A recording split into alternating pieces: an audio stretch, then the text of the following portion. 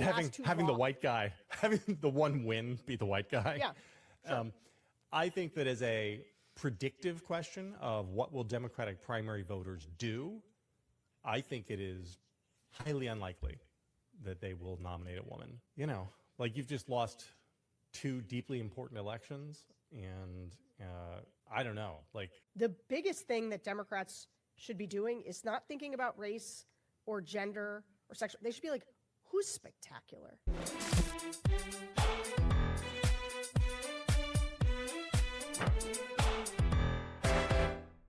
Duece Davis. Many of you may know him formerly as Steward Beckham, but he has been one of the persistent critics of the Bulwark from inside the broader anti-Trump conversation. Duece, let me go ahead and let you talk, man. It's good to see you again. Thanks. Thank you for having me on your show again, and thank you for following and being very supportive of just this perspective, the work that we're doing. Me and my co-host Evan Stern, he is the writer of Certain Thoughts Substack, and we are working on a show called Reality Checking the Bulwark, where we basically start from the premise that the Bulwark is working in good faith, just with some limitations, but also with understanding the narrative power that it has over the larger pro-democracy conversation amongst the center right, and center left, and the far left and far right. And it's not very foreign or not very unfamiliar to many who are in the space of political discussion or media analysis to know that the media amplifies people and ideas over others. And sometimes that amplification process can mischaracterize people's positions or mischaracterize the way people are essentially making their argument about their human rights or about their personal perspective.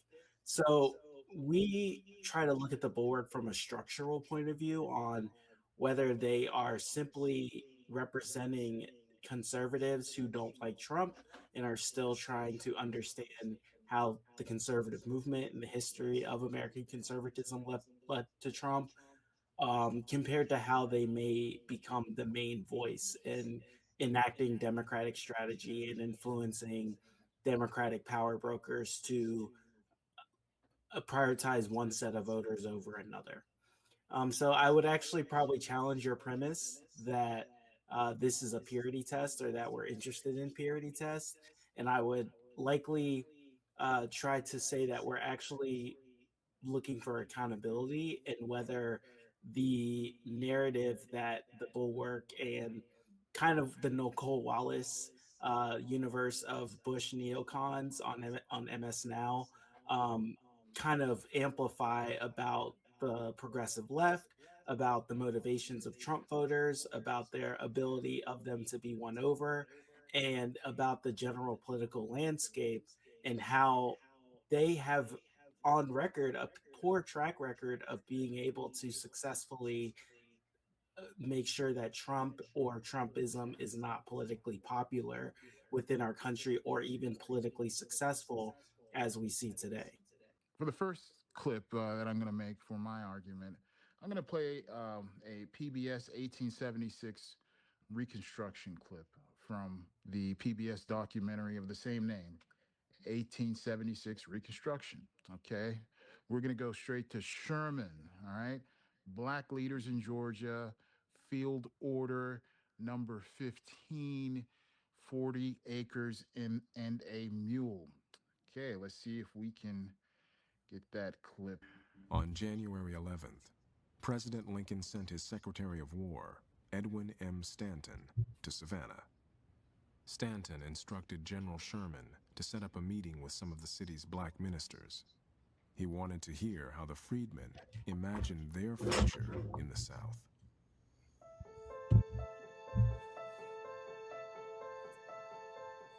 That evening, 20 black men entered the grand parlor as guests of Stanton and Sherman. 16 were former slaves. They chose Reverend Garrison Frazier, who had purchased his freedom 9 years earlier, to be their spokesman. For the first time, federal officials conferred with freed slaves about the future of African Americans in the South. The exchange that occurs between Sherman, Stanton, and the Union generals and Reverend Frazier is one of the extraordinary moments of the Civil War and the ending of the Civil War. Because they asked Frazier not just what should we do with all these refugees, they asked him questions about what the war meant. They asked him questions about what the Emancipation Proclamation had meant. They asked him what the presence of black troops in the Union Army meant. And in many ways, you'll find no better definition of the meaning of the Civil War and the kinds of answers that Garrison Frazier gives that day in Savannah. The freedom, as I understand it, promised by the Emancipation Proclamation, is taking us from under the yoke of bondage and placing us where we could reap the fruit of our own labor. To be a slave, as one of these ministers pointed out to General Sherman, was to be someone who had no control over his life's decisions. And now, these people feel the need to express their abilities, their choices. The way we can best take care of ourselves is to have land, and we can soon maintain ourselves and have something to spare.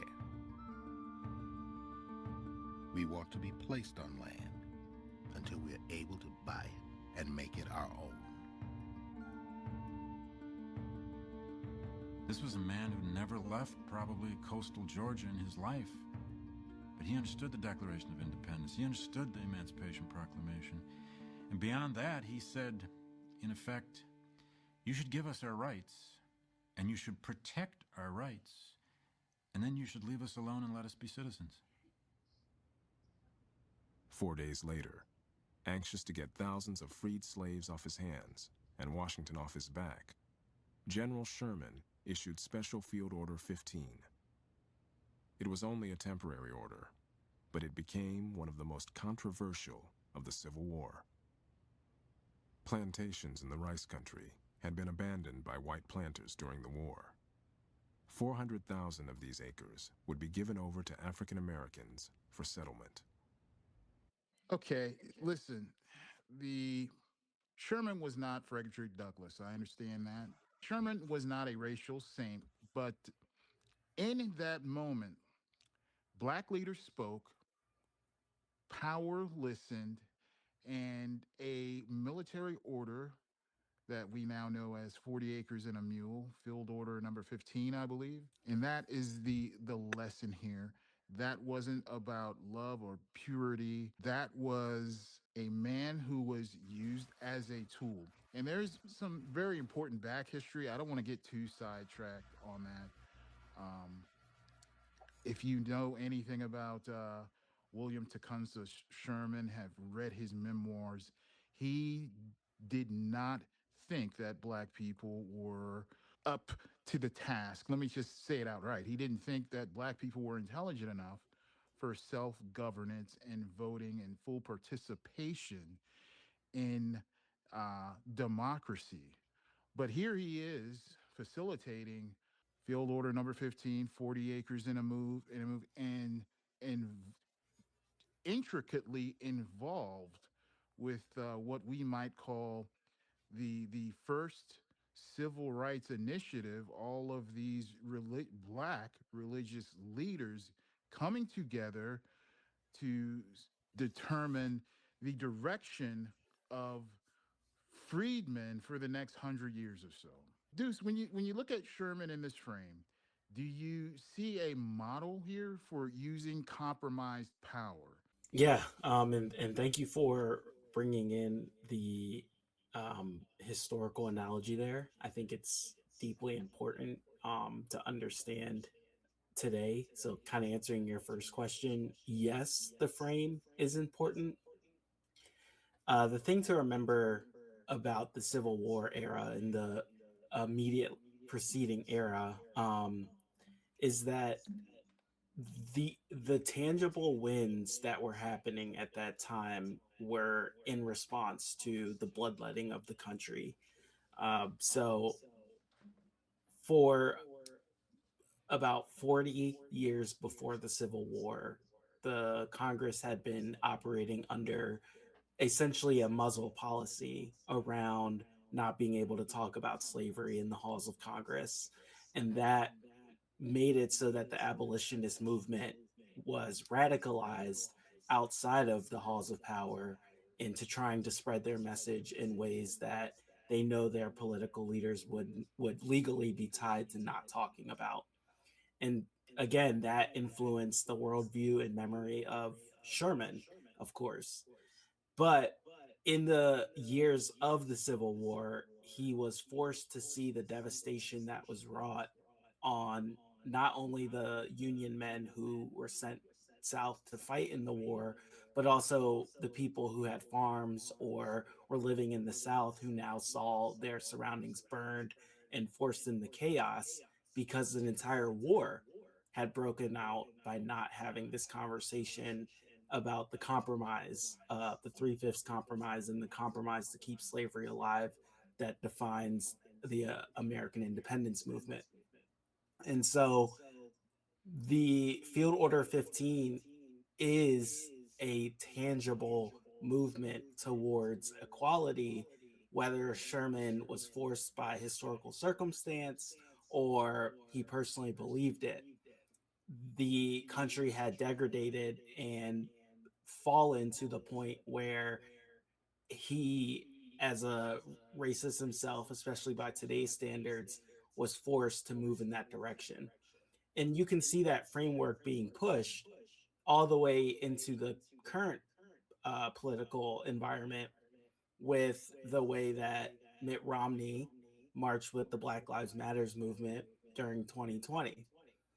However, the argument that I would make about why the Bulwark, based on evidentized analysis and criticisms, don't fall within that framework is that they're not really supporting any movement forward that would a acknowledge the way the institutions disenfranchised and hollowed out working Americans to the point where they are in favor of demagoguery, or they also are not in favor of policy reforms that also acknowledge those institutional failures.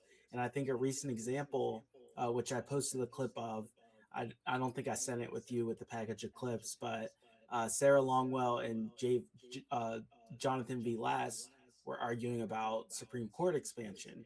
And their conversations are very important to follow because Sarah Longwell is the managing editor and founder, maybe former managing editor, because Sam Stein's the managing editor, but she is the founder of the Bulwark through her firm, Longwell Partners, which Ryan Grimm, notable journalist at Dropsite, independent journalist, note basically revealed that they receive money from the Koch Foundation, which is a very notable, pro corporate, usually supporting right wing policies in the Democratic and Republican Party funder.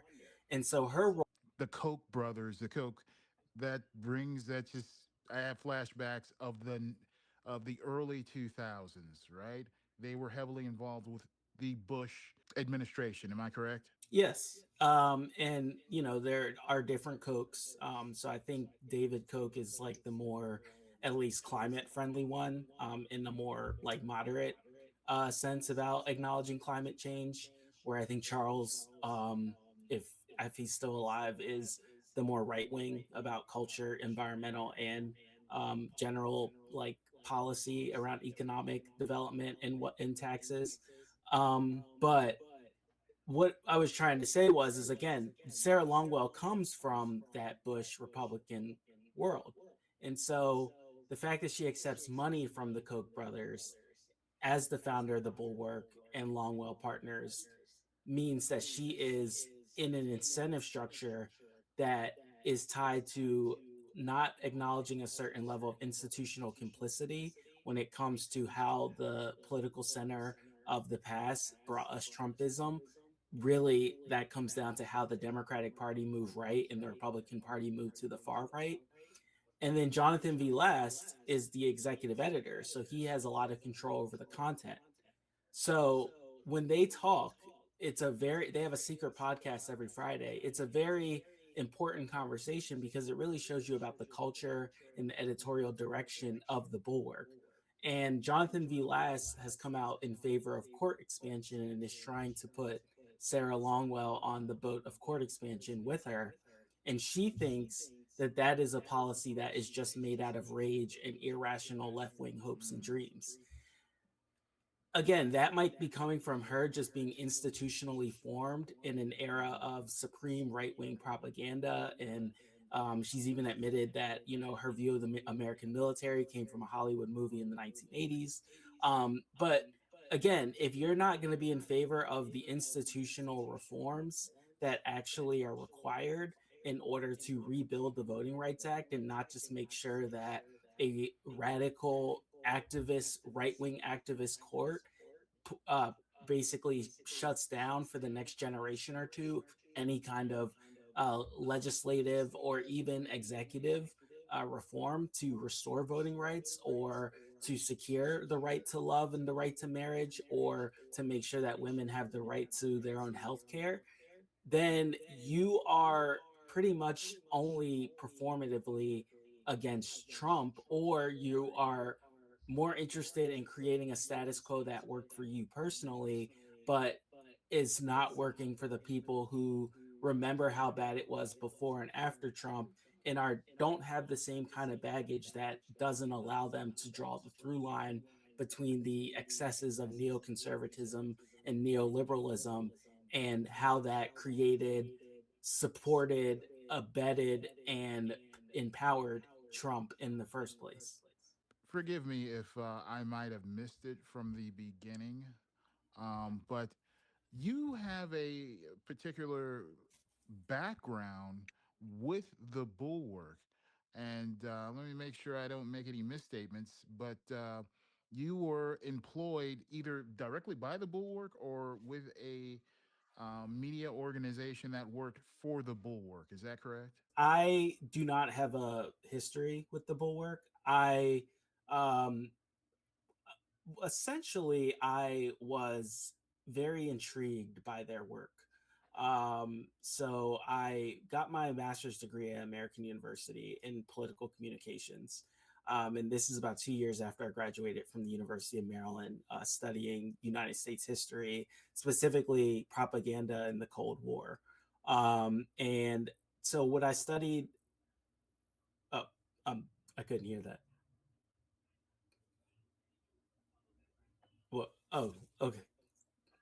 I'm sorry, Deuce. Go ahead. I thought my mic was muted. Oh, okay. No problem. Thank you. And so when I was in my master's program, I studied the new right and essentially the formation of the neoconservative coalition from the paleoconservative tradition. And so I came across the Bulwark when they were still the Weekly Standard, and a bunch of Trump-friendly investors pushed the anti-Trump voices out, which included Bill Kristol and Jonathan V. Last. And so then they teamed up with Charlie Sykes to start the Bulwark. And essentially, they kind of got wind of me because I'm this like young Black zillennial who's actually following their content. They're kind of used to like older white center left, center right people who read their kind of stuff. And so they became intrigued, like, why is this kid following our stuff? Why is he not like listening to like, the Young Turks or like some hyper left wing or even center left, like, crooked media? And why is he talking, like looking at us? And I was clear, and I've actually met some of them through their speaking tours. I was clear to them that I was interested in how the quote unquote purportedly free market oriented, non-racist, non-misogynist, purely Burkean, purely intellectual side of the conservative movement that on paper said they disavowed David Duke and disavowed Pat Buchanan's blood and soil speech at the 1990 Republican convention. They claimed that they were the good conservatives, essentially. So I was really interested in seeing how they reacted to the rise of Trump, who was blatantly running on a blood and soil platform, was blatantly rising on the idea that America was being taken over by immigrants from the global South who were tarnishing the culture, and that kind of like was just flying in the face of everything they told us conservatism was. So JVL, he actually has shared some of my articles. He shared the one where I wrote about the miseducation of woke, and how basically woke was historically a term used by African Americans to talk about being awake to what it's like to be both Black and an American, both to love America, but also know that it has historically failed us as a race or as a people, and thus failed democracy for all races and all backgrounds. But at the same time, I started moving away from the Bulwark and really seeing them as helpful during the end of the Biden presidency and into the beginning of this new Trump presidency. And so I took a break from writing in June of 2024 because I wanted to see how the Kamala Harris campaign went down.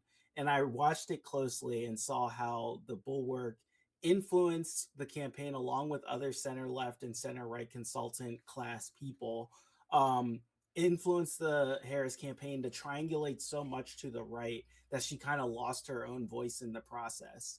And then when I saw that happen and she lost, I watched closely to see if the Bulwark would even acknowledge that it probably had a role in not really reading the way Americans were feeling about the world that they believe was noble before Trump, but actually was not as they remember it, as white collar elites living in the game of political messaging and policy making.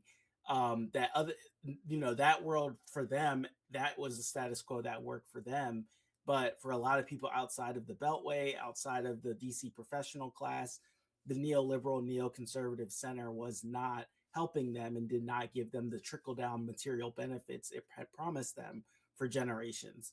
And so I was waiting to see if the Bulwark would acknowledge any of this lacking of imagination and their role in directing the Harris campaign, even with hosting an event where she went on stage with Liz Cheney, as maybe a reason for them to kind of question their priors, or to at least open their staff up to more voices of color, more people who don't come from their conventional world of, very liberal, suburban, white, centrist politics that is their comfort zone. And I noticed they really didn't do that. And instead, they actually took the opposite route and joined a lot of people like Matt Iglesias and Ezra Klein, who a lot of younger, more progressive left intellectuals have aptly named reactionary centrists, in blaming civil rights advocates, blaming trans advocates, blaming pro-Palestinian advocates for that crucial loss in 2024 that has changed the nation forever,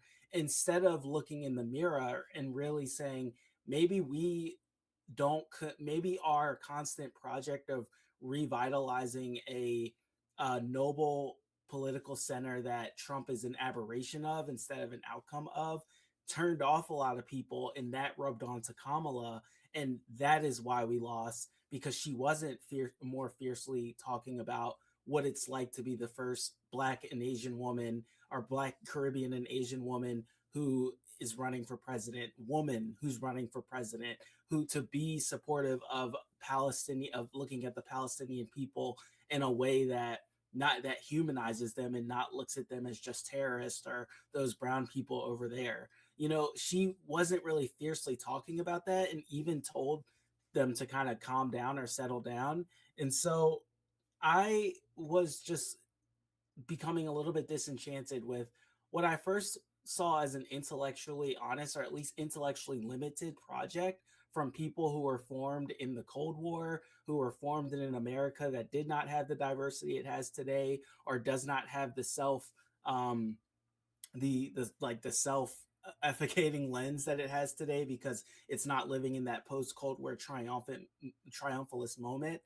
If I understand their limits there. Again, the limits of being born in the 70s and 80s as kind of like and some of the followers will probably say, well, I was born in the 70s and 80s. I always knew these people were full of crap. But, like coming from a very like bubbled up suburban credentialed professionalized version of America, I accepted those limits. But when those limits now are becoming built into an incentive structure that only serves to caricature progressive movements, people who are under 40, and people who are feeling the material degradation of what normalizing Trump has done, and also what the politics of austerity and deregulation and destroying the social safety net has done to lead us to Trump, then that becomes not really helpful in getting us to a movement towards restoring civil rights and civil liberties, but actually making us narratively crippled, or not giving us the language to really speak about what's hurting us, because we're more interested in trying to say that Trump is not Bush, or Trump is not Obama, or the way things were done before at least had the allure or the performance of civility, rather than understanding that actually Trump is just taking the mask off and revealing what was already always there. I could kind of see the direction of the story that you were telling kind of take a right turn, so to speak, when you said the word triangulate. Whenever I hear that word, every time I hear that word, it has to do with policies or a political trajectory that is never good for marginalized people, right? I heard that term a lot during the Clinton administration, triangulation, how he dealt with the Republicans who had controlled Congress at the time. Hearing that, um, associated with the Kamala Harris campaign, it kind of got me feeling a certain kind of way, and it's got me making connections in my head with the past. And I'm speaking specifically of the Republicans who, um, during the Civil War, shortly after the Civil War, were, um, radical. Well, some members of the Republican Party were radical advocates of um, black civil rights. Somehow, after 1876, 1880, after that time period became nonchalant about black people. In fact, there was a term, the white Republicans was the term that was used for the people that came up in the political leaders in the Republican Party that came up in the post Reconstruction era, who were wanted to try to lure votes from the Democratic Party in the South. So this is just going to set me up for the next video. I don't want to give away too much, but this right here, it's a fresh perspective with Jeff Charles, entitled How the Republican Party Lost the Black Vote. This is part 2 of his series. Let's go ahead and play the clip. Now, we've got FDR, who was also a virulent racist. This guy had a very close relationship with the N-word. I discovered that when in my reading. But again, imagine how bad you have to be that black people will vote for a man named FDR, who didn't hide his racism, by the way. He wasn't even really trying to reach out to black voters with a New Deal, but you know who was? His wifey. Eleanor Roosevelt was very good about reaching out to the black community, and also to women as well, because her husband was not interested. But In the lead up to Roosevelt's ascension to power, Black Americans were becoming increasingly disenchanted with the Republican Party for the reasons that I just listed off. The Republican presidents who came after Lincoln did very little to continue in the tradition of the party of Lincoln. To make matters worse, the Lily White movement in the South had driven a wedge between the party and its Black supporters. President Herbert Hoover, however, despite doing very little to advance Black causes, he received about 2/3 to 3/4 of the Black vote in 1928. Now, in 1928, this would be the very last time that a Republican president won the majority of Black votes. Think about that. In 1928, almost 100 years ago, this was the last time that a Republican president won the majority of Black votes.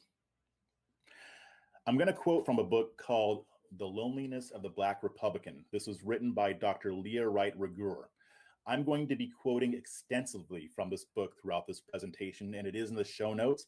I would highly recommend buying this book. You can get it on Kindle. You can get it on Amazon. You can get the hard copy, or you can get it on your Kindle. I have it on my on the Kindle app. Very enlightening book. Very, very enlightening. Very dense. I haven't even quite finished the book yet. And the reason why is because I tend to read fast, but you can't read this book fast because she has so much information in there. And it is so, again, it's so dense that you have to actually read certain paragraphs 2 or 3 times to really grasp what she's talking about. She has tons of different quotes from newspapers, from politicians, and things like that. You need to read this book if you're interested in this topic. So again, I'm going to be quoting from her extensively, and I'm going to be letting you know when it's coming from her book. But here's a quote. A growing number of African Americans argued that since the demise of Reconstruction, Republican presidents had failed, as historian Nancy Weiss describes, to measure up to the legacy of Lincoln. As if the despair and suffering ushered in by the Depression was not enough to question the economic conservatism of Herbert Hoover, the president also displayed a record of disregard and disrespect toward African Americans in his attempt to cultivate lily white republicanism within the South. So the lily white movement didn't end under, and when FDR came to power. They continued. It had continued under his predecessor, Herbert Hoover. Now, Rigueur continues, quote, Black leaders debated whether Hoover and the party's decisions came out of complacency, indifference, or a more insidious racism, but the result was clear. Republican leaders neglected both the economic and civil rights needs of Black citizens. The progress of African Americans was as stagnant as the economy, with few victories in the struggle against segregation, discrimination, racial violence, and disenfranchisement. So the Republican Party's refusal to address the needs of Black Americans created an opportunity for the Democrats under a Roosevelt administration that at least paid some lip service to being concerned about the plight of former slaves and their descendants. Now, keep in mind, the New Deal wasn't really intended for Black people. And in the beginning years of it, Black people weren't really able to access the benefits. Not all of them, anyway. I think they were able to access some, but in general, no, not really. And if it weren't for the lily white movement in the Republican Party, this wouldn't have been good enough for Black people. Now, eventually they were able to access more of those benefits, but at first they were not. Quote from Dr. Leah Wright Rigueur. Thus, while the realignment of the Black electorate between 1932 and 1936 was remarkable, it was not a surprise. Many African Americans were ripe for the courting from a shrewd Democratic presidential incumbent. They also had nothing to lose by leaving the Republican Party, whereas political coalitions with Northern Democrats hinted at the possibility of racial and economic progress. So again, they had nothing to lose by leaving the Republican Party. The Democrat Party basically said what Trump said in 2016. What the hell do you have to lose? Black people said nothing, because Republicans aren't interested. She continues, quote, moreover, the Roosevelt administration was the first administration since Lincoln's to actively minister to the needs of Blacks, though many of the programs were not deliberately targeted at African Americans. So the bottom line is that despite the fact that most of FDR's New Deal programs were not intended for Black Americans, it still benefited them. On the other hand, the Republican Party failed to offer a viable alternative to African Americans, which again is why they had nothing to lose by going with Roosevelt. Now, to sweeten the deal, Roosevelt appointed a Black cabinet. Now, this Black cabinet was staffed with African American advisors who, quote, consulted with various administration agency and program directors. So Roosevelt even makes things better by doing a little bit of pandering. He formed his own Black cabinet. And here's the thing, we might say this is pandering, but this was a serious thing. These people actually did have input as to what went on. Now, while this was going on, African Americans started seeing that their fortunes were increasing. And a higher percentage of Black people felt comfortable supporting Roosevelt. In 1936, get this, in 1936, Franklin Delano Roosevelt earned about 70% of the Black vote. I'm going to say that again. In 1936, President Roosevelt earned about 70% of the Black vote. This was a huge increase from the 1932 election. There aren't even numbers for that, but it does say that he just won a handful of Black votes. So that could have been 10, 20% or so, maybe even less. And then he increased that to 70%. Not because his policies were so great, mind you. This is how I look at this. It's not because FDR was so great. It's because the Republican Party wasn't interested. It's not that they didn't have anything to offer. They just didn't want to offer it to Black people. So they didn't bother to compete. Is this sounding familiar, y'all? The Democrats reached out. They paid lip service. They even crafted some policies that would benefit Black people, and the Republican Party was silent. Okay, this is kind of where the innocence story breaks down. That Black voters didn't simply wake up and emotionally switch parties. Okay, they didn't emotionally start going to Democrats because FDR loved Black people, well, even though his wife did have some relationships. I don't think it was because of his wife. I think it was because of the policies, right? And because at least they try to move in that direction. Okay, even if it was a case of the Democratic Party, simply just trying to survive, right? So, also, I want to add, and I just now thought of it. Um, did you all know that affirmative action, right?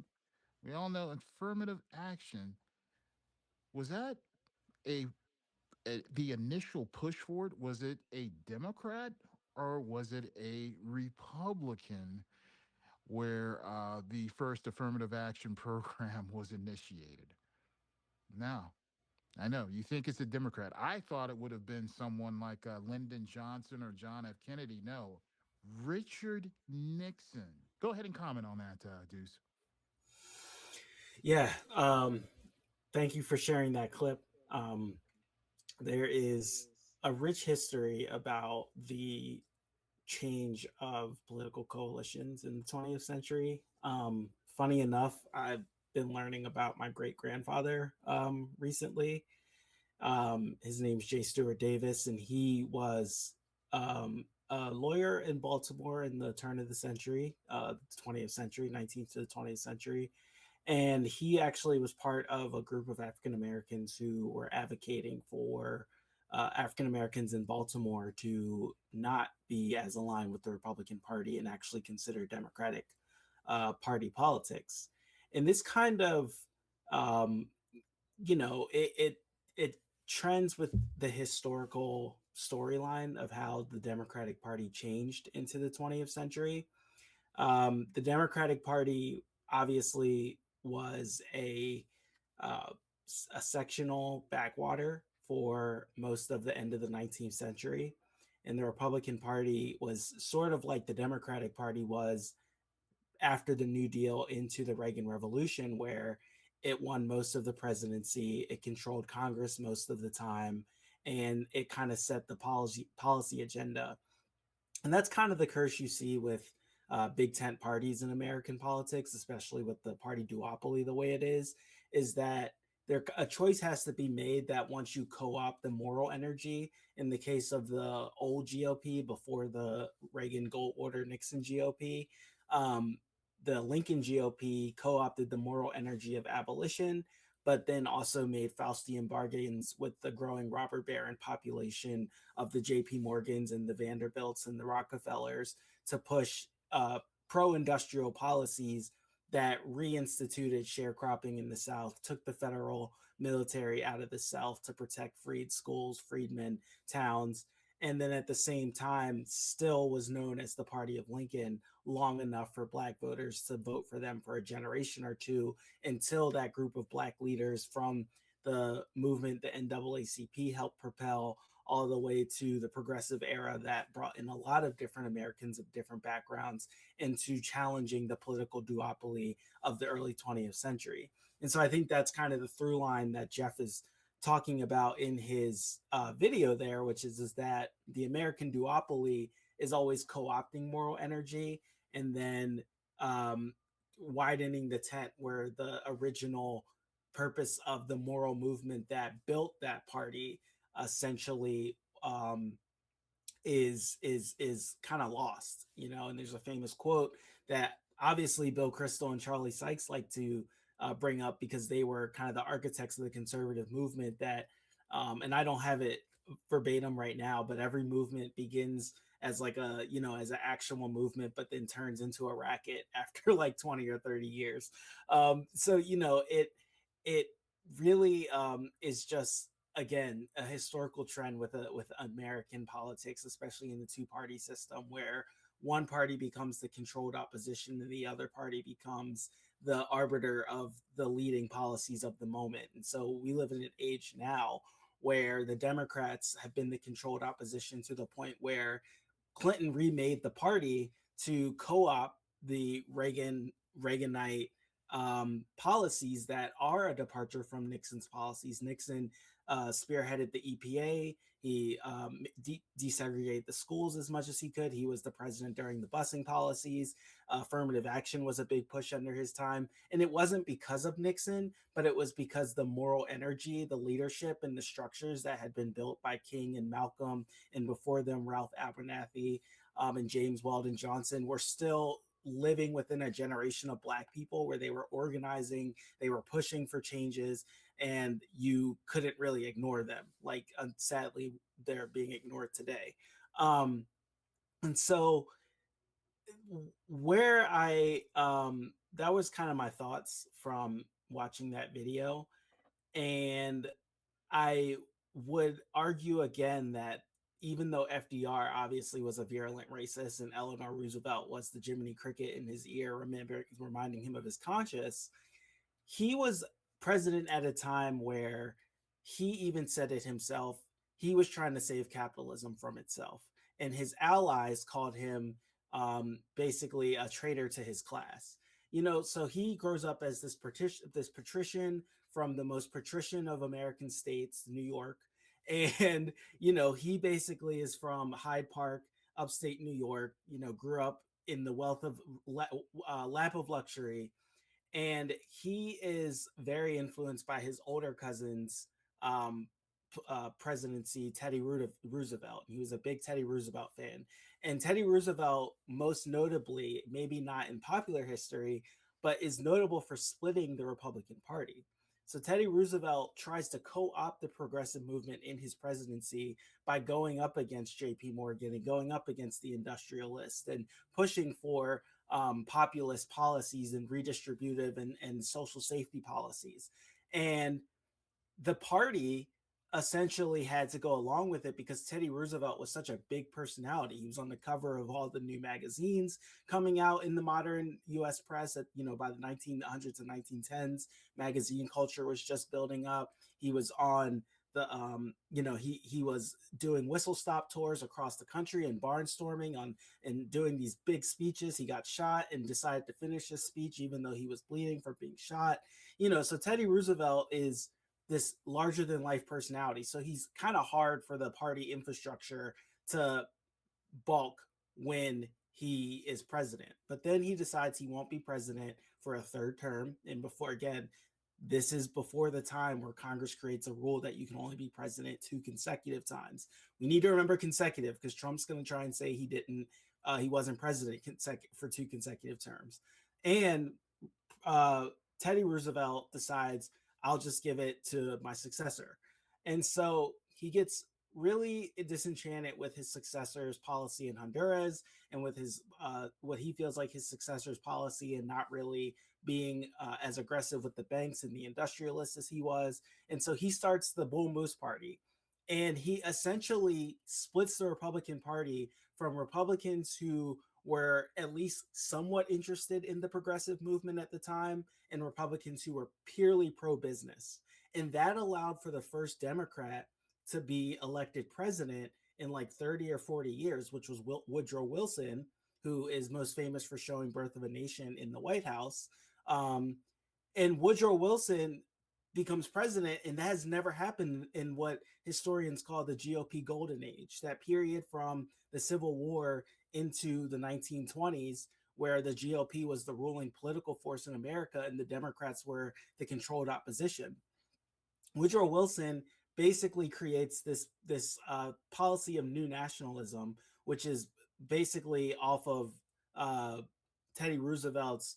I forget, he had another kind of new something, but Woodrow Wilson does the same thing. He co-opts the progressive movement within the Democratic Party, but not in favor of blacks. He does it in favor of black people. I don't really like blacks as much the way it's been used recently, but black people. He does it really in favor of immigrants, the new Italian, Eastern European, still flowing from the 19th century Irish immigrants, all coming from Europe who were not part of the whiteness, the WASP, white Anglo-Saxon Protestant class line. They were kind of seen as the lower whites, but they were living in these tenements in New York City and Chicago and Boston.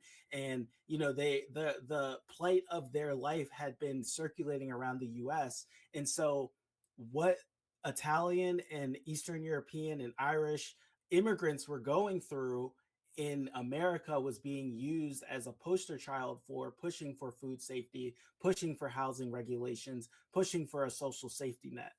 That was not for Black people. And so that contributes and that moves forward into the Roosevelt presidency.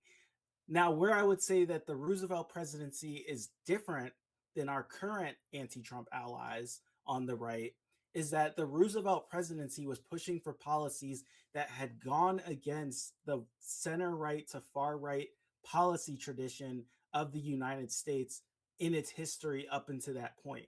Going back to the founding days, the Federalists were seen as the conservatives of the time after the Constitution was signed, but they wanted to push for improvements, infrastructure, and government involvement in developing the country. And the Jefferson Democrats or Democratic Republicans under Jefferson and James Madison were pushing for a small government, more freedom-based agenda that gave the states more power. And so that gets inverted throughout the 19th century, where you then see the Whigs, who come out of the death of the Federalists, start pushing for basic improvements. And that's like John Quincy Adams, who he basically is against the Jacksonian Democrats at the time, because the Jacksonian Democrats are just for frontier expansion and attacking the banks, most notably killing the Second National Bank of the U.S., where John Quincy Adams wants to use the government to help build bridges and roads, because the northern states were pushing into the what's now the Midwest and onto the Oregon territories.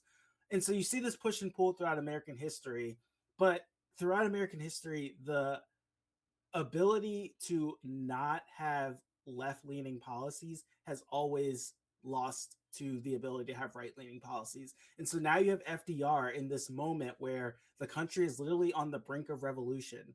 And he is basically telling the capitalist class, we have to have some basic semblance of a social safety net in this country, or we won't have a country anymore.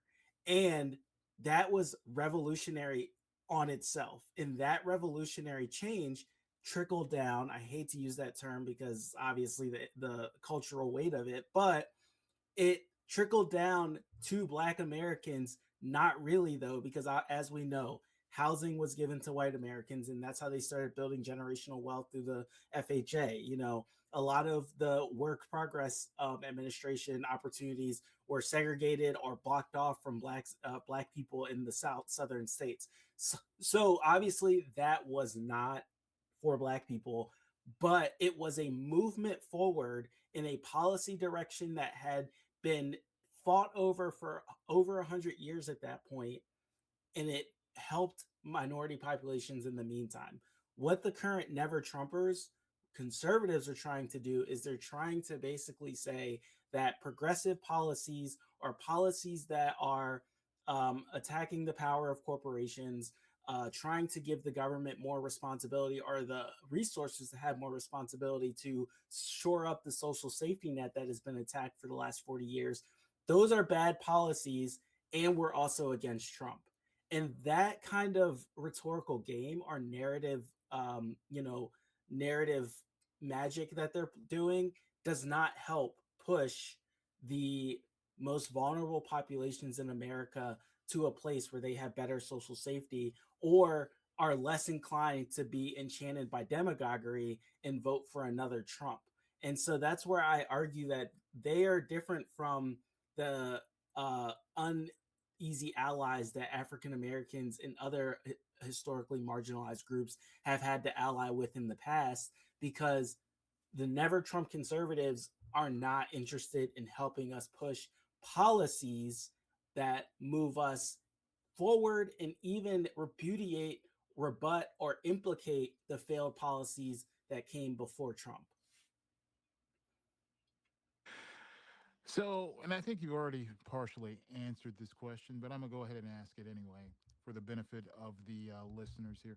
Why can't anti Trump voters use the Bulwark without pretending the Bulwark is our ideological home? If Black voters could use the Democratic Party without, pretending it had clean hands.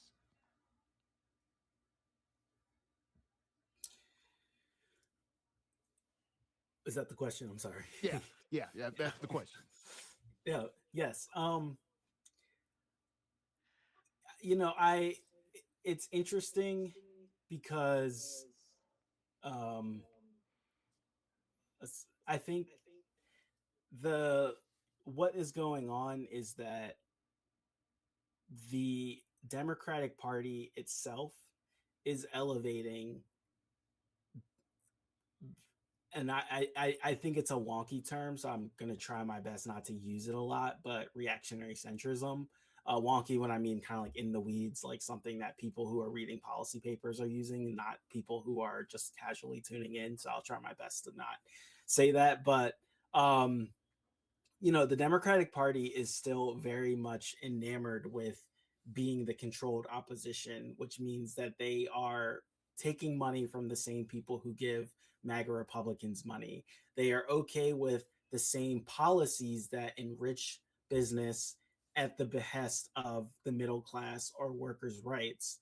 And they are lobbied and given compensation for having those policies. So it is easier for them to elevate the Bulwark or the Never Trump conservatives at the Atlantic, or give Nicole Wallace and Joe Scarborough and a lot of the other MS Now lineup, and then kick Joy Reid off.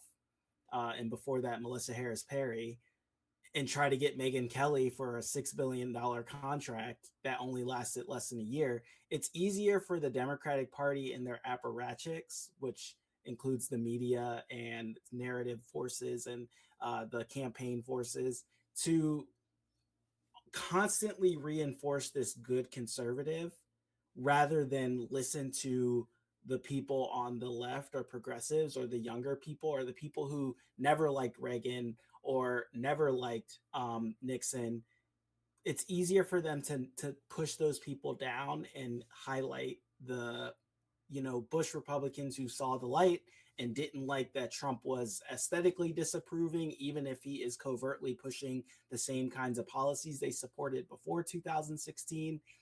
It's easier for them to elevate those people because there's really no risk for the current power structure within the Democratic Party. Because once you stop elevating those people, you have to then accept the reality that the Democratic Party is just as complicit with the rise of Trump and the state of the country today as the Republican Party is. And that means that nobody has a job.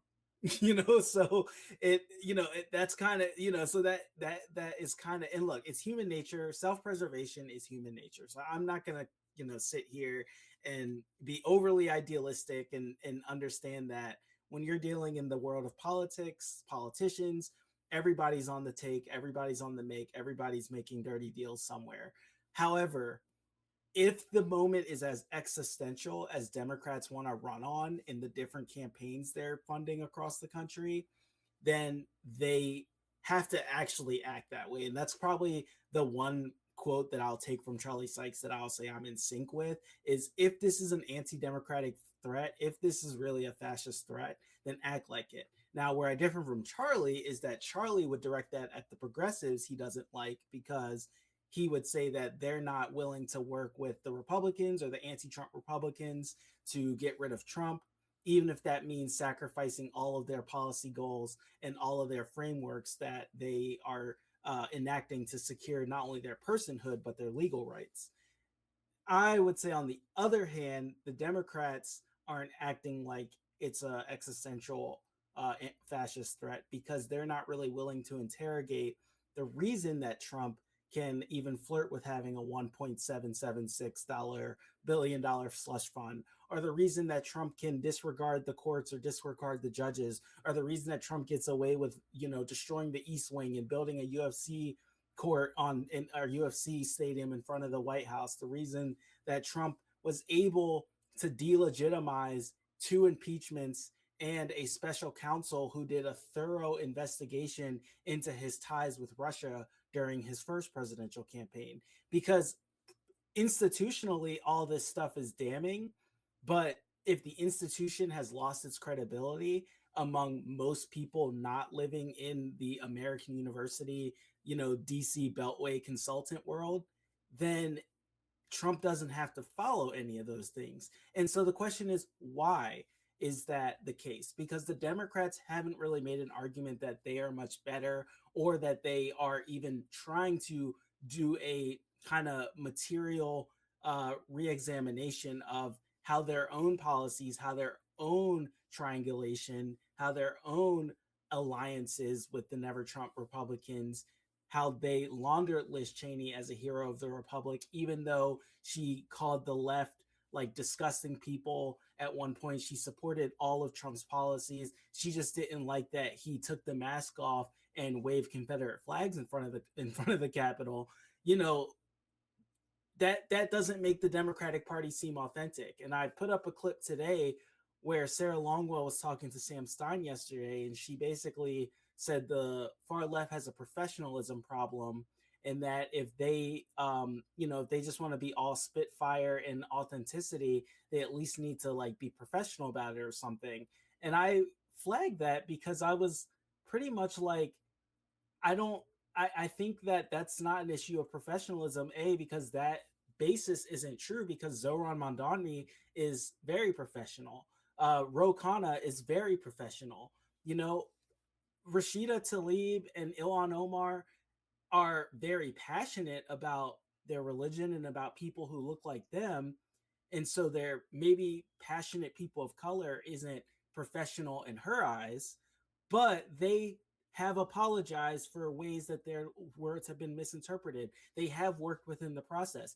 AOC is the perfect vision of professionalism by trying to push her Green New Deal, working with Nancy Pelosi, and transforming her political career into a way that she can build consensus between the corporate side of the Democrats and the left grassroots side of the Democrats. So that's just a false premise altogether, and just sounds like someone who's angry that the party is realizing that her strategy of courting a small minority of suburban white Republicans who are Republicans in policy, but just don't like that Trump makes them have conversations about racism at every country club dinner they have.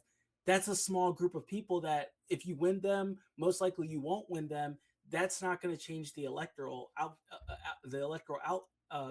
outcome. What's going to change the electoral outcome is inspiring people that there is going to be a politics of imagination and a politics that fearlessly will call out the failed corporatism, the failed center-right policy center of the Obama years, of the Bush years, of the Trump years, of the Clinton years, of the Reagan years, and even going back to some of Carter's compromises. So, that is really kind of where we're coming from, where Evan and I in our show aren't really saying that there's a purity test where we want to kick the Bulwark out. We think the Bulwark can exist all that it wants. It can, obviously, it's free speech. They can have their opinions and have their thoughts, but at the same time, they have just been wrong on so many things, going back to their senior fellow or senior intellectual statesman, William Crystal, who's been famously wrong about the Iraq War.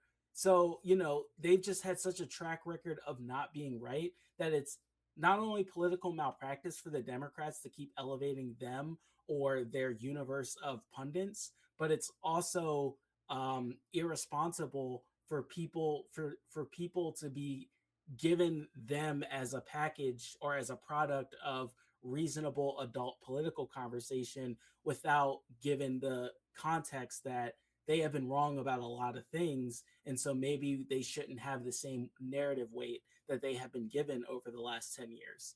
Or as I call the anti-Trump genre, the anti-Trump conservative genre, where, there's just a whole genre of writing and political commentary now of, well, this isn't what Reagan wanted, even though Reagan campaigned in Philadelphia, Mississippi, even though Reagan knew he had to make these compromises, or this isn't what Bush wanted, even though Bush had to be super homophobic, whether he wanted to or not, to win in 2004, or even though he started a war with bad intelligence, which we are seeing now today with our current wars. So,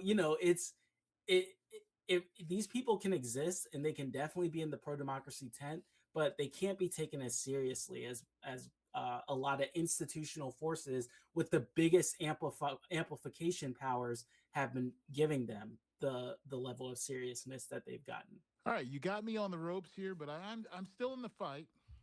I'm gonna play one more visual or one more clip here, and then we're gonna get to your clips. Okay, so let's go ahead and play this video. First, let me say this is from the U.S. Civil Rights History Channel, entitled "President Harry Truman and Civil Rights." Okay, now let's go ahead and play this clip. With his back to the Lincoln Memorial, Harry S. Truman, the 33rd President of the United States, becomes the first president to ever address the NAACP. The extension of civil rights today means not protection of the people against the government, but protection of the people by the government.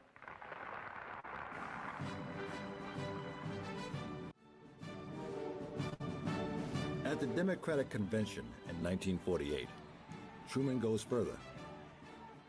Pressured by Northern black voters and civil rights activists, he endorses a strong civil rights platform, placing his own candidacy at risk. There was this strong sentiment, these are states' rights, these are local matters. So far as Truman was concerned, that wasn't getting us anyplace. The federal government had to move. 30 rebellious Southerners storm out in protest. Strom Thurmond, who was the leader of the segregationists, was approached by a reporter after he had led these 4 state delegations out, and he was asked, "How come you did this when President Truman is doing precisely the same thing that Franklin Delano Roosevelt did in terms of support of civil rights. And Thurman turned to the reporter and immediately responded, "Yes, but there's a difference. Truman really means it." Outraged by Truman's action, Strom Thurmond, governor of South Carolina, challenges him for the presidency under the banner of the newly formed States' Rights Party. The Southern revolt against President Truman reaches its climax at Birmingham under the states' rights banner. More than 6,000 flocked to the Rump Convention to join in the protest against the president's civil rights program. 13 Southern states are represented in the uproarious session which precedes the nomination of Governors Thurmond of South Carolina and Fielding Wright of Mississippi as party standard bearers. Governor Thurmond attacks the civil rights plank. It simply means that it's another effort on the part of the president to dominate the country by force and to put into effect these uncalled for and these damnable proposals he has recommended under the guise of so-called civil rights. And I'll tell you, the American people from one side or the other had better wake up and oppose such a program, and if they don't, the next thing will be a totalitarian state in these United States. The battle lines were drawn. 10 days later, after being pressured by black labor leader A. Philip Randolph, Truman signs Executive Order 9981, desegregating the armed forces. It was a dream fulfilled for Randolph, who had been fighting to integrate the Army for over a decade. In 1941, Randolph had threatened to march on Washington if then-President Roosevelt did not desegregate the armed forces and change government hiring practices. A. Philip Randolph, who was head of the Sleeping Car Porters Union, members throughout the country, advised the president that if he didn't do it, he would bring over 10,000 of his members to Washington to march in protest. This scared Washington. And Roosevelt realized he needed to do something to buy Randolph off. Roosevelt sent his wife, Eleanor, to meet with A. Philip Randolph to get the march called off. As we're gearing up to fight a war against fascism, this would not be a good thing for the president to have happen. With all due respect, Mr. President, I thought I might say on the part of the Negro people, they feel they are not wanted in the armed forces of this country. They are feeling that they are being shunted about. A. Philip Randolph. Under pressure to act, President Roosevelt makes a concession. At the 11th hour, the last minute, President Roosevelt issued an executive order, 8802, which established the Fair Employment Practices Committee, which basically said that there could not be any discrimination in hiring practices in the defense industry. Admitting his fear of Southern reprisal, Roosevelt had stopped short of meeting all of Randolph's demands. Truman did not succumb to that fear. In 1948, with a strong civil rights platform, Truman wins re-election. By electing Truman, voters seemed to affirm that supporting civil rights was no longer political suicide.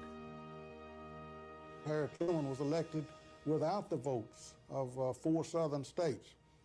And it became even more obvious at that point that the South was on the losing side in this battle to retain segregation. Jackie Robinson opens the Dodgers' second with a home run into the left field seats. The Brooks, who clinched the pennant on the final day of the season, beating out the... Even as the South resists, racial barriers fall throughout the nation. In 1947, Jackie Robinson breaks through the color line in baseball. Black actors break the stereotypical mold in which they have been traditionally cast and portrayed real human beings. And the United States Supreme Court declares segregation on interstate buses and trains unconstitutional. Truman may be the sharpest example here of the point I'm trying to make. He was a man with ugly racial views, but still moved state power in a way that mattered. And I'm not saying that somehow cleanses him, but it does force us to ask a harder question, right? Do we measure the soul or do we measure the machinery? Um, are we trying to look at the present policies and stated views of the bulwark and determine if they're going to go right or left, or are we um, organizing and committing ourselves to moving the scale forward no matter who is in office? Yes. So Well, and the also that begs the question of, you know, why are we talk, you know, for someone who is only looking at this, maybe tuning in for 10, 15 minutes, they're saying to themselves, why are we talking about the bulwark? Trump is the problem. Go. Yes, definitely. Um, First, with the example of Truman, it definitely is. I think there might be an echo again. Yeah. Sorry. Gotcha. I gotcha. Oh, thank you, thank you. So with the example of Truman, there is obviously, as the documentary pointed out, that this was because of the grassroots effort of the Black community at the time. A. Philip Randolph, who's the famous labor leader, not only the 100 million man, the 1 million man march that he threatened Roosevelt with, but also his work with the Pullman, the porters union, Black workers who were on trains that would travel south and they would have to work as domestics or as service workers. And we were obviously laboring in horrendous conditions, but they also were integral to bringing information to Southern sharecroppers who were interested in opportunities going north. And they were able to kind of bring that information down with them when trains traveled from north to the south. So A. Philip Randolph also was very integral in that operation as well. And he and also the Double V movement, Victory at Home and Victory in Europe, Fascism in Europe, and Fascism in the United States, was also a big part of really influencing Truman to have to desegregate the military because, again, you had this giant war, America's finest hour, as the popular history likes to call it, where the American industrial and military machine comes together to defeat the Japanese in the Pacific and the Germans in Europe, and that required basically rationing, hiring people to work in factories, rebuilding factories, building planes, producing a plane every like 2 hours, I think, or even less time, and producing artillery, and just basically this miracle of military production would have not been possible without the explicit input of Black Americans. I was looking through my grandmother's yearbook the other day, and it was from her high school yearbook from 1944, and it was actually celebrating the American war effort against the Nazis in Europe. And this was Douglas High School in Baltimore, which was a segregated school that was underfunded due to segregation. And so, would you be able to get that same patriotism today with the Black community? I don't know. Some would say But hopefully. Was it patriotism or was it the Double V campaign that you mentioned, or was it maybe a combination of both? We wanted to um, defeat this what we viewed, and I'm sure a lot of Black Americans viewed, maybe not so many white, but what we viewed as this white supremacy over abroad. So we could take that fight back to the United States and defeat it here. Am I correct? I think it's both. I think there's a lot to also be studied or talked about around the fact that up until the Black Power movement in the 1960s, the idea of Black nationalism and kind of the anti-American perspective of civil rights had been marginalized by the pro-American. And this goes all the way back to how Frederick Douglass used the Constitution to say that the America's original meaning was enfranchising Black Americans, and we just haven't met that goal. And then that, that got a little bit of pushback with Marcus Garvey and the movement to go back to Africa. And then, but the prevailing narrative in the civil rights legacy from the end of slavery all the way into the split of the civil rights movement in the late 60s was that we would use America's better angels to try and promote our own freedom and liberation. And it's not until after the King assassination where you kind of get this schism within the Black community of America's kind of an inherent evil, regardless of how you try to put its rhetoric up in the light, compared to people who still want to believe in America's rhetoric actually meaning something one day. And so that's where you kind of see the marginalization of that anti-American side within the civil rights movement start to dissipate and have a little bit more weight within the conversation within the Black community. So I think that's why, going back to what you're saying about Double V and why Black patriotism was actually a force within the World War II era, I think it could be both. And I think it's just historical timing and historical forces about how the Black leaders at the time, again, there's still classism within the Black community, Black leaders often would marginalize the more radical or more, I guess radical, but more anti-American side of the civil rights rhetoric over the pro-American side. And that had its benefits and also its its setbacks, as we see today. Hopefully more benefits than setbacks. But that is crucial. And again, the act of desegregating the military, as Truman did, was revolutionary on its own footing. Again, this is a stark change within the way the U.S. military had operated for 150 years. And this was a stark policy change. Again, that kind of thing is a material movement forward that is not shared by our center right or far right allies in the anti-Trump movement, because they still do not want to expand the Supreme Court. Most of them do not want to make DC a state.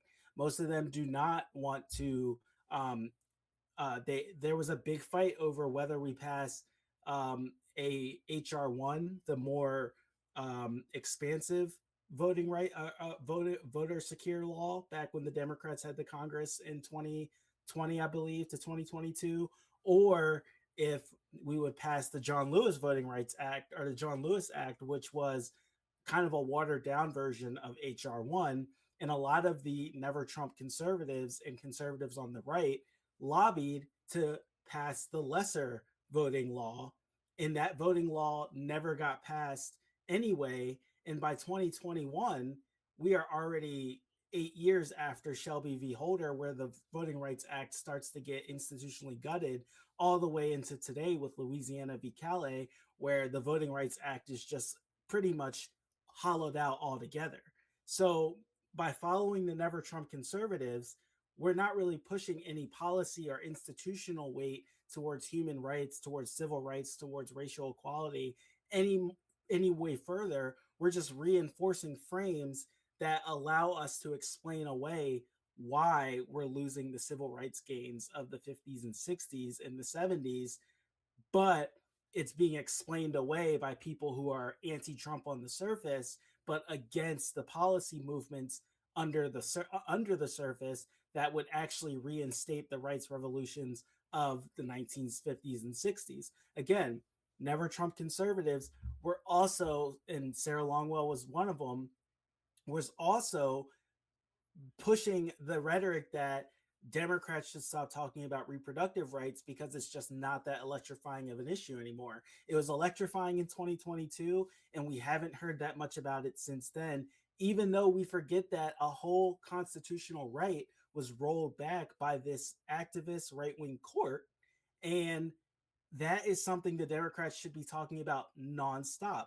But instead, we have the right wing of the Democratic Party telling us that we need to talk about things that Trump voters would be more accessible in hearing, which is high gas prices and high cost of living, and how Trump is failing against his promises on not being militant, not going to wars, and lowering the price of groceries and gas prices. Yes, he is going against those promises.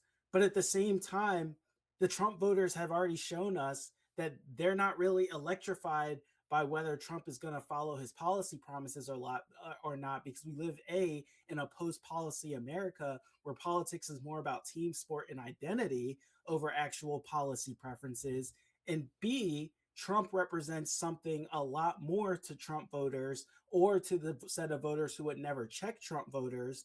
Again, that kind of 20% of moderate, white people who wouldn't really go to bat against the 30% of Trump cultists, because Trump is very willing to be vocal and push the machinery of government to hurt minorities and historically voiceless populations.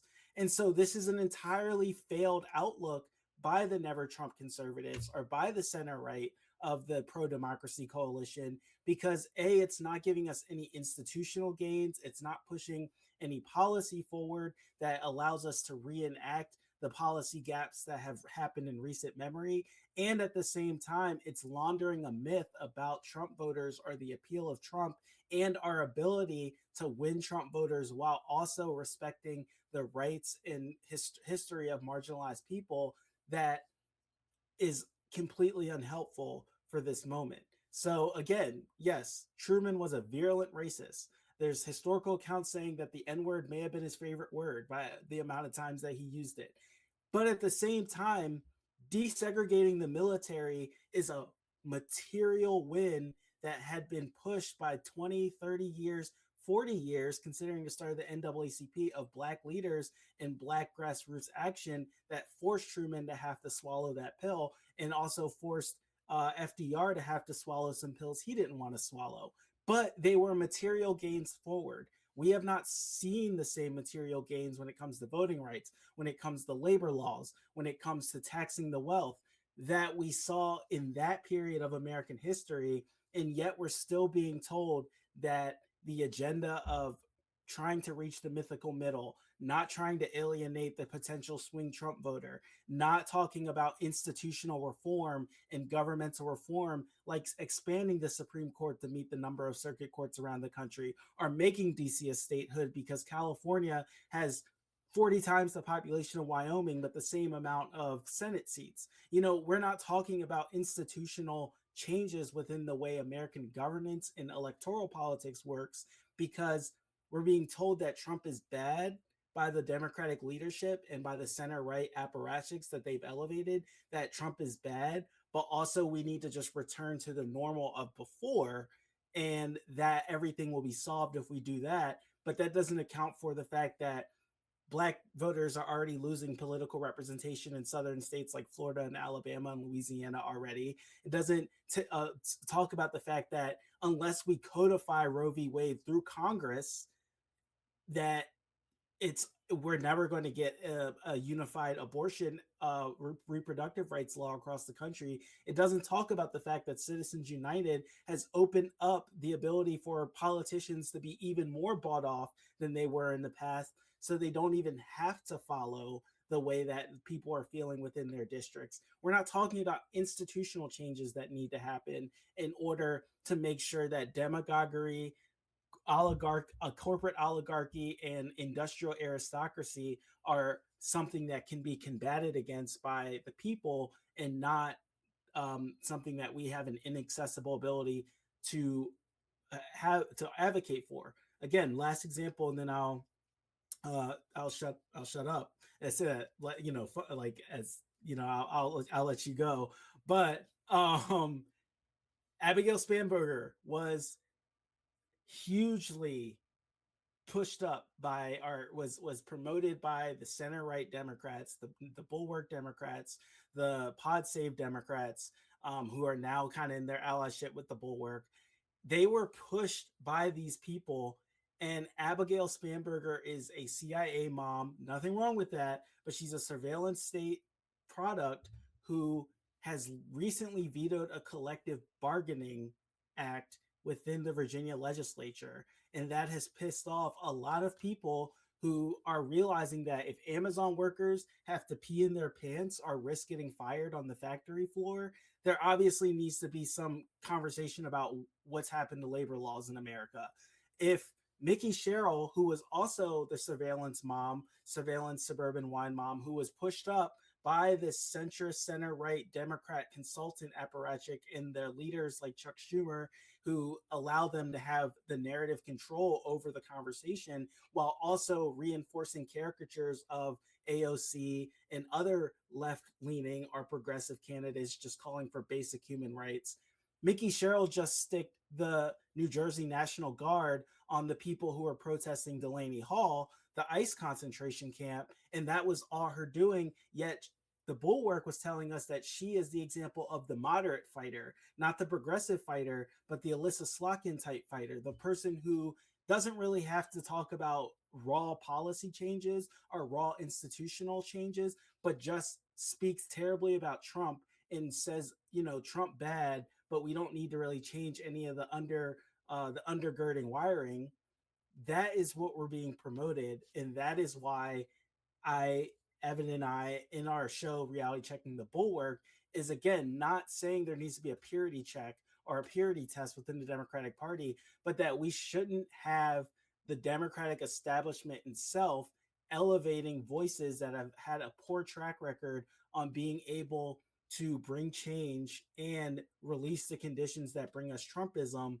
And at the same time, they're not allies like those in the past, like Truman, like FDR, like Sherman, because those people were forced to push forward material gains for African Americans, whether it was giving them land after slaughtering a bunch of people in Georgia, whether it was creating a works progress administration or federally funded jobs that inevitably hired some Black people, even if they weren't meant to, and also built the national infrastructure so that rural districts in the South could get electrified, that obviously poor white people benefited from as well, to Truman desegregating the military, to LBJ. Maybe LBJ was against poverty because he grew up in poverty, but he also was forced by King and by SNCC to push the Civil Rights Act and the Voting Rights Act by them marching in the streets.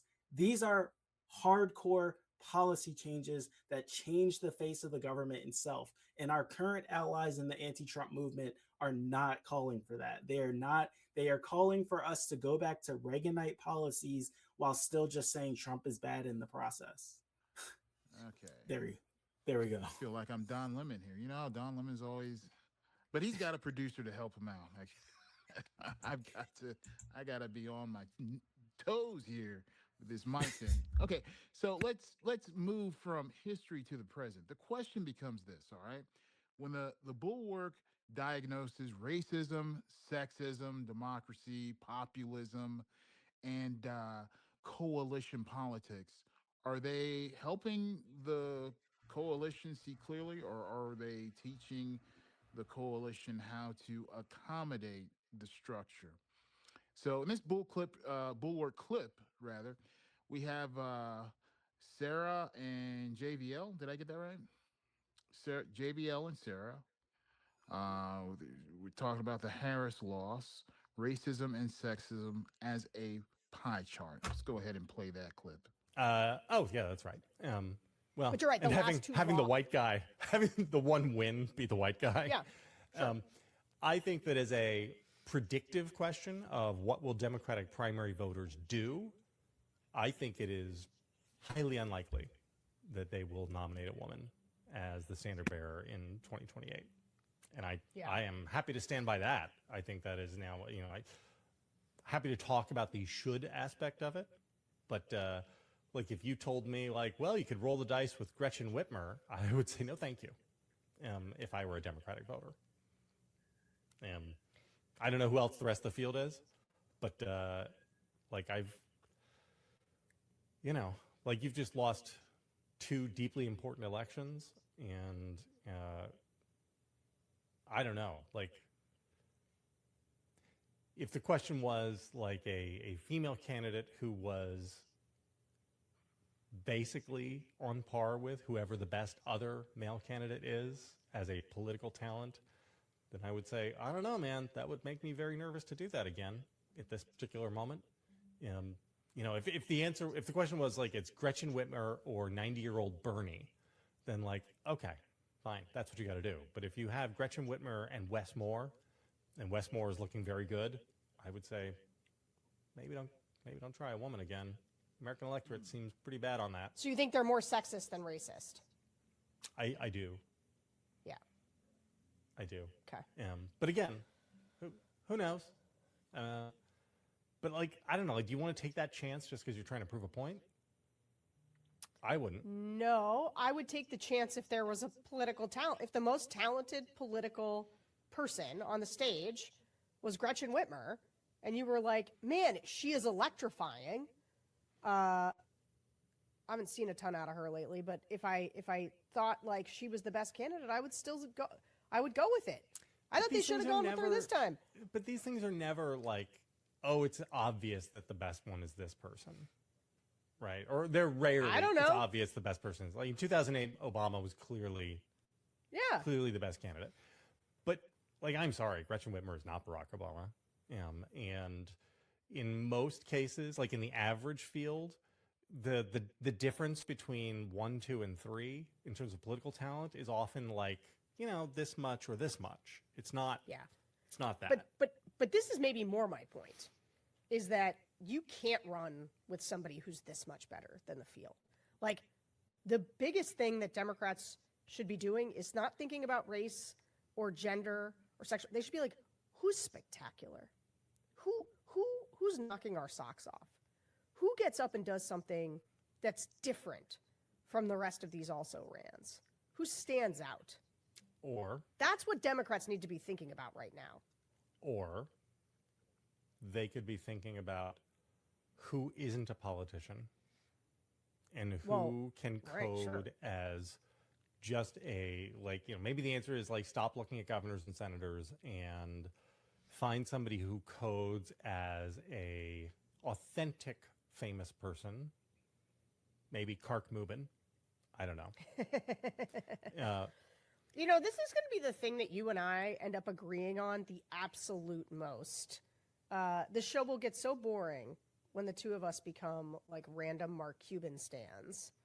For maybe slightly different reasons. Yeah, I want to be very clear about my Mark Cuban thoughts. I don't know Mark Cuban at all. I've never met the guy, never interacted with him. I do not have any opinions on whether or not he would be a good president. I have zero opinions on this. My only opinions are that I think we now live in a world where what people respond to is celebrity and authenticity, or perceived authenticity, and that Mark Cuban has that and has a money machine that belongs to himself, which is also incredibly important, it turns out, in ways that... Yeah, no, it's similar to mine, except that I'll say this for Mark Cuban. We're bleeding into who, again, I'll reserve the right to decide. Next one here. So let's comment on what we just heard. You know, what went through my mind, particularly as I was listening to that, and how they are speculating and almost seems like plotting, like they're trying to send a message about the kind of candidates that the Democratic Party should be putting forward. I'm thinking to myself, how is this relevant to the average voter, Democratic voter who goes into the polling booth? They're not looking at this, right? Progressives are not looking at this.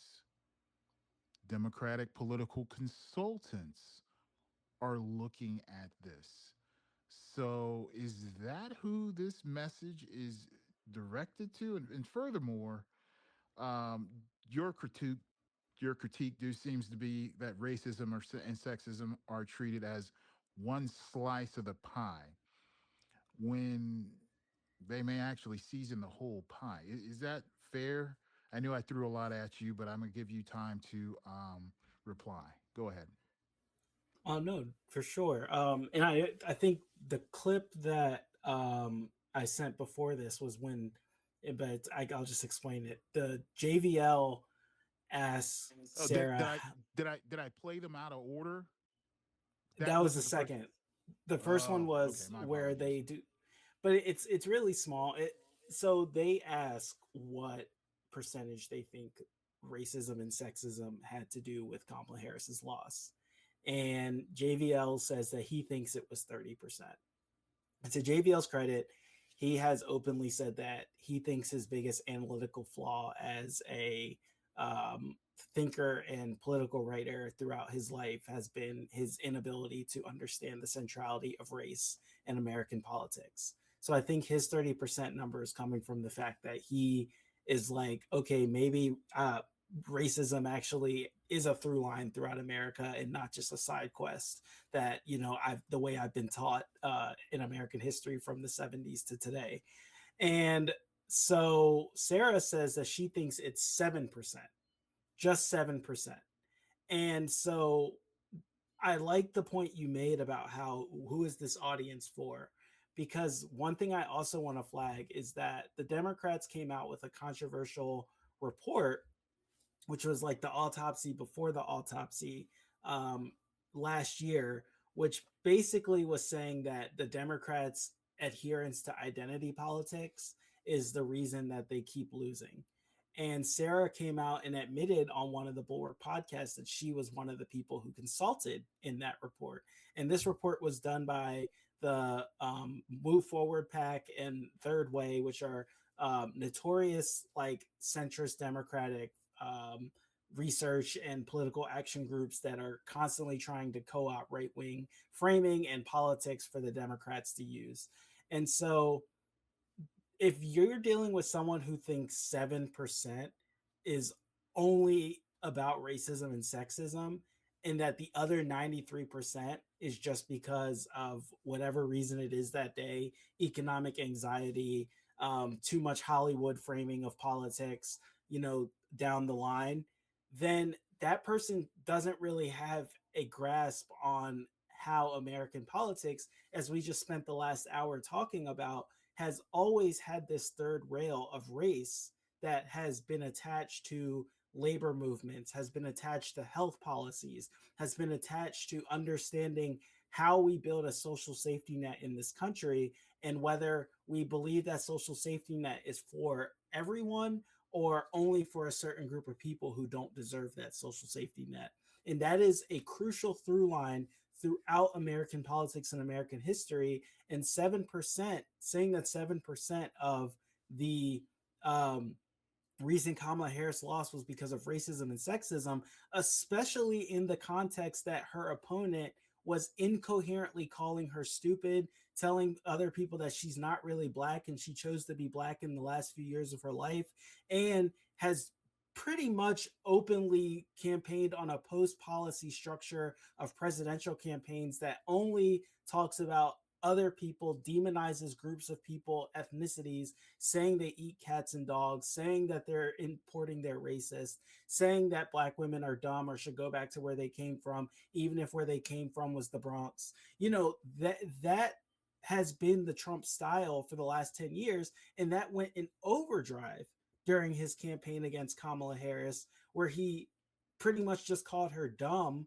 for 6 months and still won the presidency. So for you to say that only 7% of it was racism, then you're assuming that every Trump voter, even that 30% of Trump voters, or that 20% that doesn't really believe in Trump heavily but won't really go to bat against the other 30%, you're saying that those people have policy purely on the mind, which I think has been proven time and time again that is not what is happening. People are voting and looking at politics through the lens of, does this person look like me? Does this person speak like me? And in an age where I go to Starbucks and see Asian lady with blue hair, and my kids have like a rainbow set of friends, and they're being told what's racism and what's not at school, I'm a little bit anxious about the way America's becoming more browner, or having more different kinds of people come into my orbit that I was not raised or conditioned to really see as normal or even be comfortable with.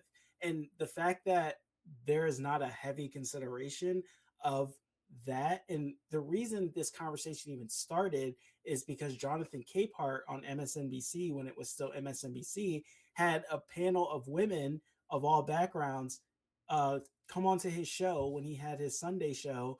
And if he still has it or not, I don't watch cable news anymore. Like, I was at Media Matters and I had to watch too much of it, so I don't watch it anymore. But Jonathan Capehart had these people come on, and most of them said that Kamala lost because of racism and sexism. So JVL and Sarah wouldn't have even talked about this or revealed their own perspective of how little they think about racism or sexism if that didn't enter the news cycle because of Jonathan Capehart's segment on his Sunday show.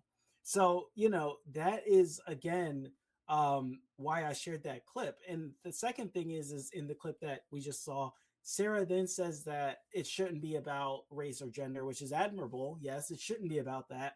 But then she basically says that as long as the candidate meets this spectacular ceiling of just being a good candidate, a good political athlete. And that's kind of how Sarah thinks in my years of analyzing her. She doesn't really think in terms of like historical structures or policy. She thinks in terms of winning the game, which is oddly enough what her colleague Tim Miller has told on himself about in his book Why We Did It, and Evan and I talk about it in our Tim Miller episode, where he basically says they grew up in a DC culture where the people who got the biggest bucks and the biggest attention were the people who won political campaigns, saying whatever they needed to say to whoever they needed to say it, regardless of what the policy brains were doing in the back room when they were creating white papers and creating policy.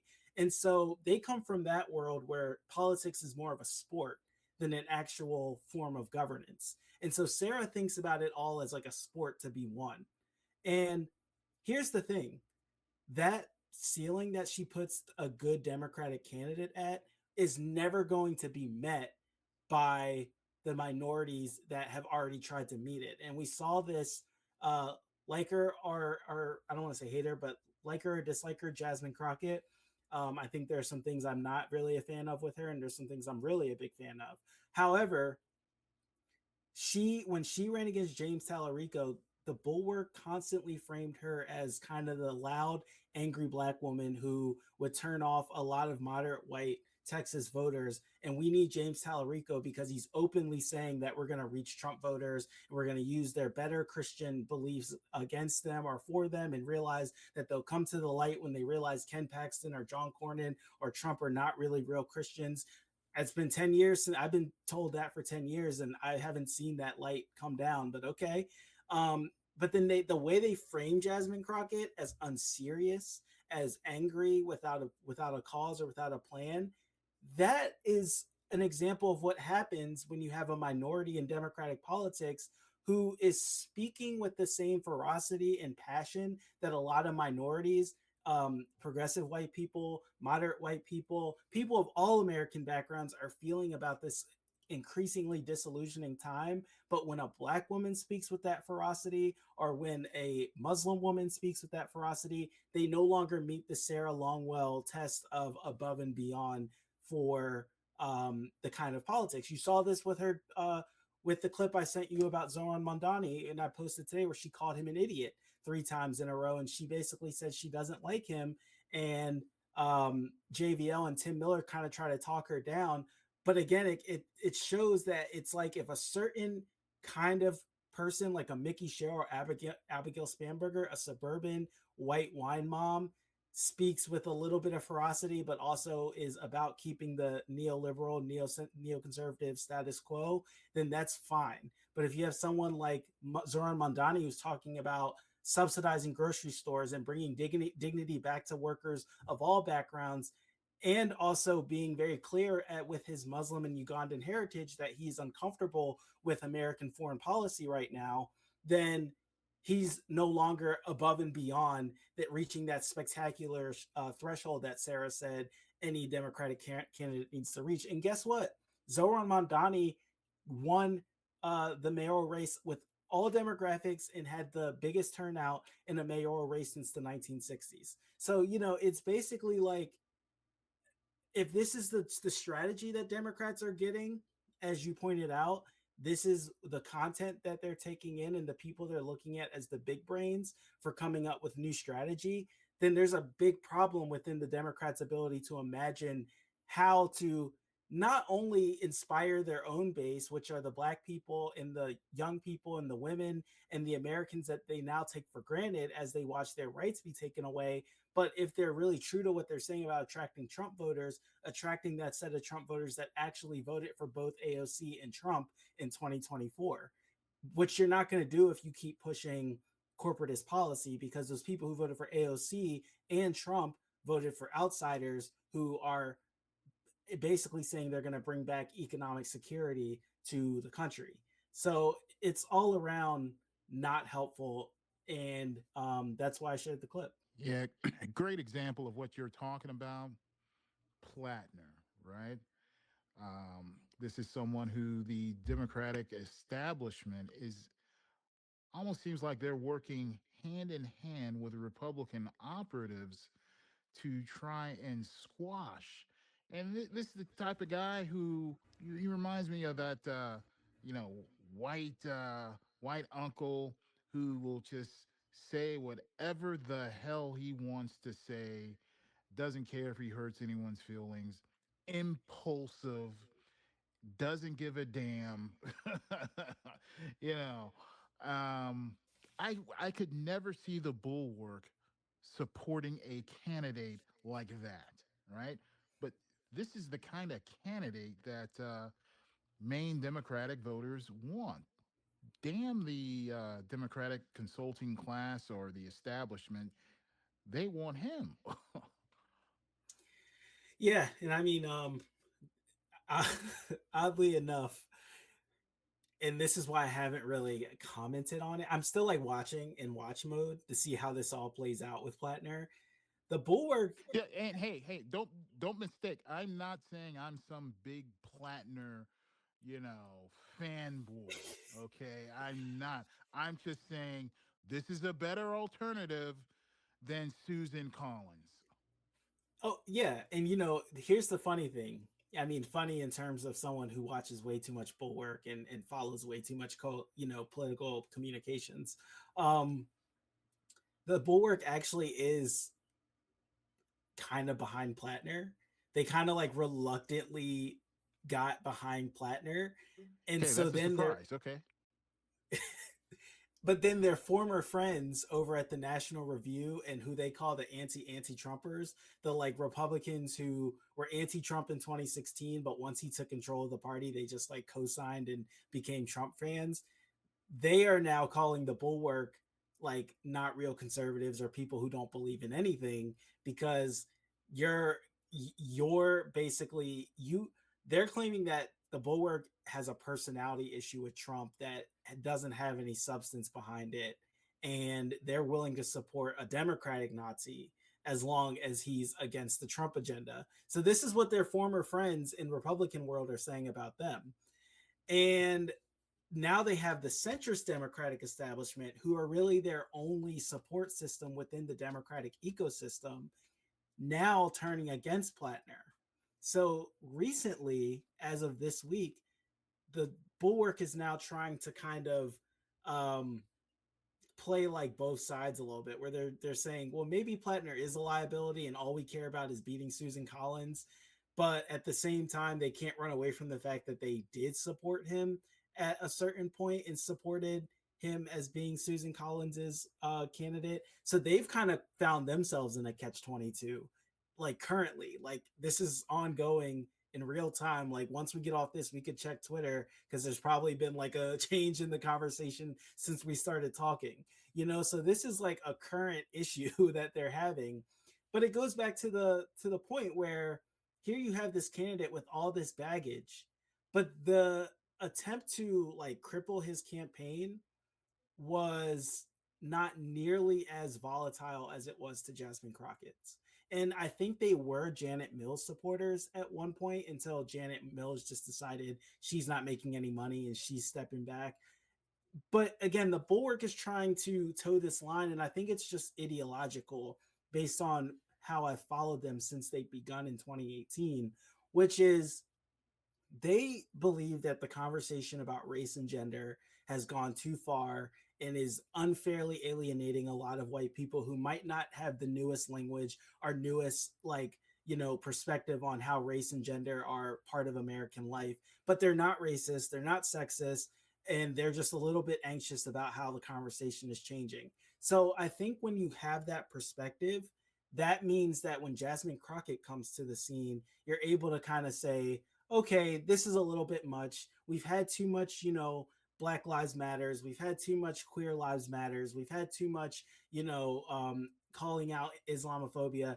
We just got to give white people a break right now. So we need the white guy who still believes in all that stuff, but won't remind them of all the racism and sexism and hatred that has been, propagated and popularized over the last 10 to 20 years, going back to even when Obama first became president. So I think that's kind of part of their social conservative ideology, which is that, like, let's not talk about it, even if, like, it's the big elephant in the room. So this is why they support candidates from James Tallarico's Christian moderation to Graham Plattner's open issues but populist edge. It's very clear that there's, like, kind of a racialized window here. And I will say this, I've tried for the last 10 years of following them, 8 to 10 years of following them, not really subscribing that to them, because I think that's unfair. You never know, like, what's really going on in people's heads. But I do keep seeing a pattern, which is, unless you come out as kind of like the buttoned up suit and tie minority that's not going to make everyone uncomfortable about, like, race in America, then you're fine with us. But if you're going to be like Jasmine Crockett and go on CNN and talk about mediocre white boys, then, we're not going to support that, or that's too much and that's going to alienate voters. Even if, Jasmine Crockett might have, obviously I don't agree with her doing that, to be honest, because I don't think that's, like, a good communication strategy. I think mediocre is a broad brush because there's mediocre people in every group. But, I think, there is a good communication strategy. I'm starting to hear these Democratic consultant buzzwords. Are you working part-time on the side here for Democratic? Well, I mean, from the perspective of, like, I can see how that could be alienating to some people who don't come from, like, a civil rights background or didn't study, like, college level American history. But, like, at the same time, to just cripple her campaign and to just sap the enthusiasm out of it as a leading voice within the Democratic narrative machine. And also, again, the Bulwark is operating in this liminal space where they aren't corporate media, but they can veil themselves as independent, audience-driven media, but still take, like, corporate adjacent funding at the same time. So they can kind of be like a sheep in wolf's clothing. They can, like, say, no, we're not like corporate media. We're not like the New York Times. We're not like CNN. But at the same time, they're still taking money from the Koch brothers. So that's why I've kind of established a new term for them, which is donor-driven media, because there's a lot of donor-driven media on Substack. There's audience-driven media, like you can see at Marlon Weems. He's a great Substacker. He has a very successful audience-driven Substack. Dr. Stacey Patton, she has a very successful audience-driven Substack.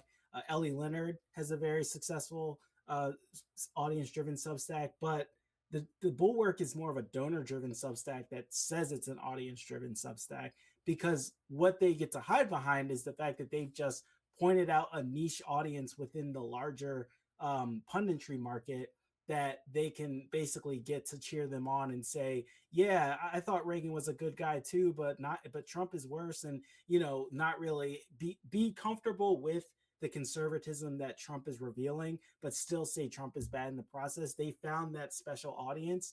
And because that special audience is very vocal about who they are, that's what they can say they're being audience driven about. But at the same time, as independent journalists like Ryan Grimm have revealed, they are still taking dollars from corporate or corporate adjacent donors. So, it's that's kind of, that's kind of where I am on the Plattner thing, is I'm just kind of sitting and watching, because the Bulwark currently is in a catch-22 right now, where they have opened themselves up to being criticized by their former Republican colleagues as being hypocrites and supporting a Nazi just because he's against Trump.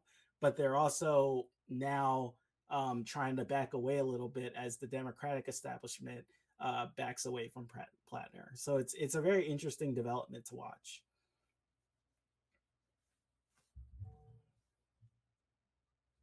Okay, so we're on this next clip will be clip 3, correct? Or did we only play one clip? Nope, that next one's clip 3. Yep. All right. So this one is going to be the Mark Cuban turn. All right. Cuban as Democratic standard bearer. He can sit in different rooms. He can sit with Rogan, Theo Vaughn, NBA locker rooms. Let's go ahead and play that clip. It's similar to mine, except that I'll say this for Mark Cuban, who, again, I'll reserve the right to decide how much I like him. I've watched him medium closely, but I've been paying attention. He's over on Blue Sky. Yeah, I know. I follow him there. And he's really doing something over there. Like, and not just, and here's what I like about Mark Cuban. He's trying to be a serious policy person. Mm-hmm. Like, he has done a lot of work on healthcare. He has taken his wealth and his celebrity. He's said, I'm going to try to find innovative solutions on healthcare. And so he's developed like real expertise and also like a real MO. Like, this is the thing that I'm passionate about, that I care about, that I think is going to help Americans. Issue set that is deeply important to people, in which, as you and I said yesterday, is an absolute asymmetric advantage because Trump and Republicans cannot answer it. Yes. Because their base of voters is opposed to making anybody's life better with healthcare. That's right. Yeah. So I think it's strategically a brilliant move. I'm not saying that he's doing it for strategic reasons, but it's no. The other thing is that I just think that being comfortable on television and in other mediums with video having everybody know who you are because they remember you he from can other walk mediums. in. He'll walk in with Joe Rogan and talk to him. He'll walk in with Theo Vaughn. He'll walk in with the Call Your Daddy woman. Like, he clearly can sit in a lot of different rooms. He can sit in a locker room with NBA players. He can sit with an audience of people who've watched him on TV, right? He can Shark Tank. Love the business stuff. Yep. Yeah. And he brings the perceived, well, he's a good businessman. Yeah. Right? That's right. That's right. So I just Cuban think AOC 2028. Grab Alyssa You Slotkin, think I'm would kidding? You? I don't. I'm kidding. I don't. Okay. Go ahead. Now, you had something. I wanted to hit those two things. I mean, I could talk about the general freezes and how a bunch of morons, like I've said this in a couple spaces, but I guess I'll just throw this in here for good measure. If you thought that because they had learned more about the mechanisms of government, Donald Trump in this clown car was going to roll in and demonstrate to people like, oh no, we're ready to govern. Like, that is not what they're doing. No, they're ready to blow things up. They're ready to destroy things. They're just not ready to govern. That's right. But in this thing, Jonathan Capehart, who I guess must have been moderating, was one of the people asking questions. She said, like, how many of you think, like, raise your hand if you think that Kamala Harris didn't win because of sexism and racism, or in part because of sexism and racism. And listen, you and I have discussed this before. I think the question I have for you is the problem here that the Bulwark is attracted to room access politics. That person who can sit anywhere and becomes that like fantasy candidate, even if the politics underneath it are unstable. I think so. And I mean, I think that comes from a tradition of growing up in the Clinton, Bush, Obama era of political campaign making. And Tim Miller writes about this in his book, which again is really interesting in retrospect because he kind of tells on himself, and it kind of becomes like the psychological underpinning of everything the Bulwark produces or puts out. He basically admits that he came of age in the period where people like Steve Schmidt and I forget his name on the top of my tongue, but the Gore staffer who wanted to push for challenging the electoral result in 2000. These people were getting HBO movies made about them. They were kind of becoming superstars for being, a part of this like historic campaign. So there was kind of this Hollywood flair, and other people kind of derogatively call them West Wing nerds. People who kind of like have this very West Wing 90s understanding of American politics. So if you come from that world where at the end of the day, everyone's noble, everyone has a different opinion, but we're all working within this like glamorized institution, then room access politics, just like access journalism, is kind of the baseline for people working in that industry. But that's not really the baseline for people who came of age with the Obama glamour, but then saw him bail out the Wall Street banks, who came of age in the period of time where material well-being was just degraded to the point where people owe hundreds of thousands of dollars in student loans because they were preyed upon by private investors just for trying to go to college. All of that room excess kind of feels like a theatrical front for something much darker happening backstage.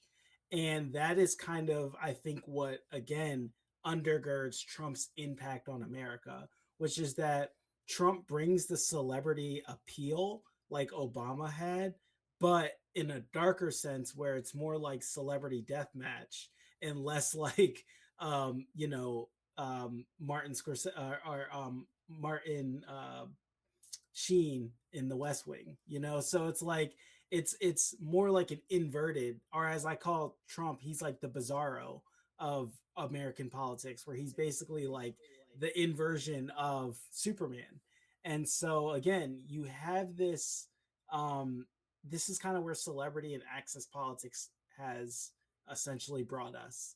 And for the Bulwark, and Sarah Longwell, who's their founder and their one of their main brains, talking to the other main brain, which is Jonathan V. Lass, when they support someone like Mark Cuban, because he not only has access to the wealthy, but he also will have access to the manosphere and to the kind of like broed up male grievance genre of communications and entertainment that has kind of risen in the last several years. They look at him and they say, okay, this guy can beat Trump. But then we are in a situation today where Mark Cuban actually allies with Trump because Trump wants to push this whole prescription drug lowering Trump RX agenda.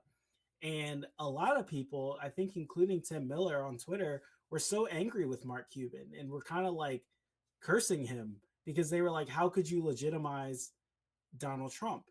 But at the end of the day, that's the ends of access politics, right? That's the ends of this room access style of political strategy. And if your baseline is that kind of politics, then you're going to get someone like Mark Cuban who, regardless of how you feel about him, he is going to work with the power that be to, as they pointed out, push his policy agenda or his policy belief forward.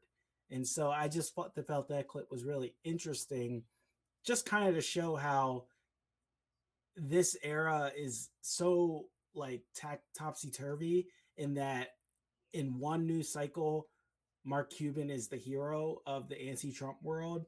And then the next news cycle, he's the enemy of the anti-Trump world because he's legitimizing Trump, and how that's just not a sustainable model for political analysis or for political prediction markets.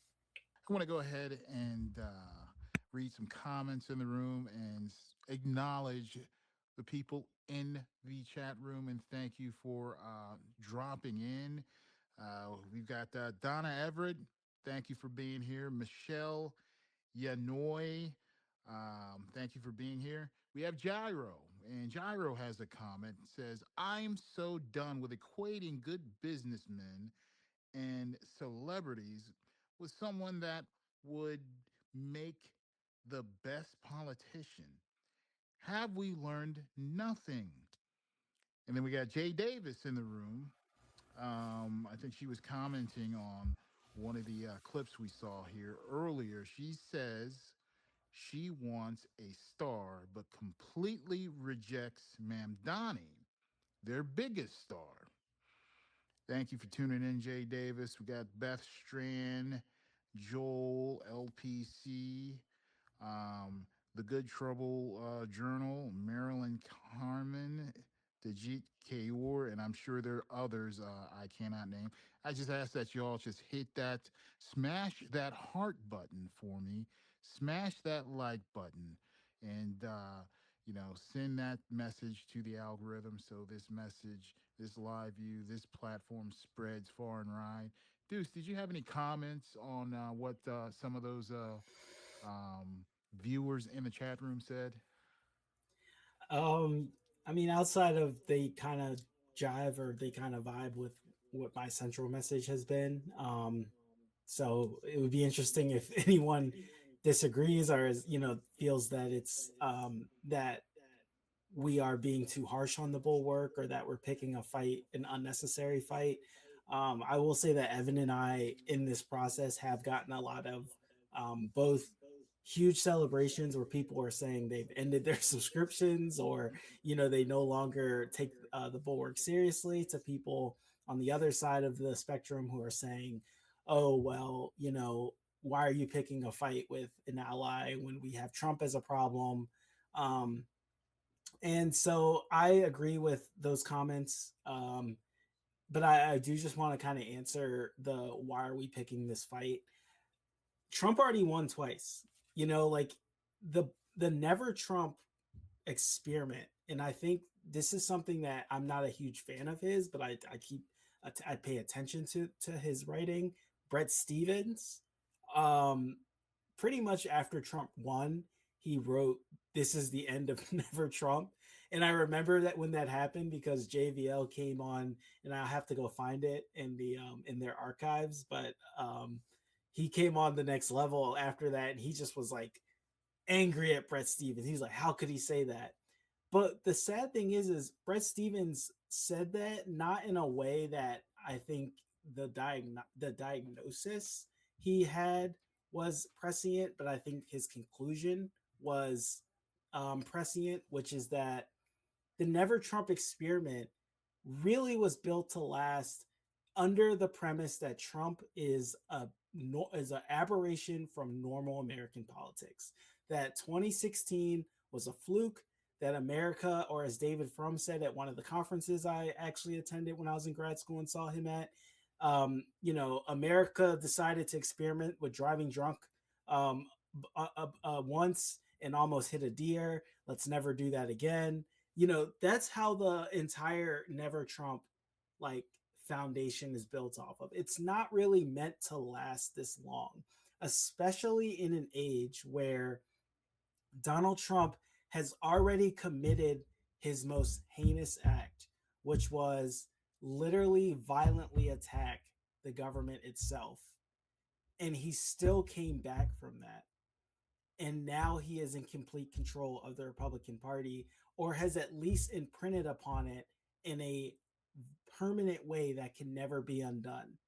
And the Never Trump movement only survives if they can make the fundamental argument that Trump was a one-time flaw and that from Biden forward, we're going to go back to the way things always were or were supposed to go.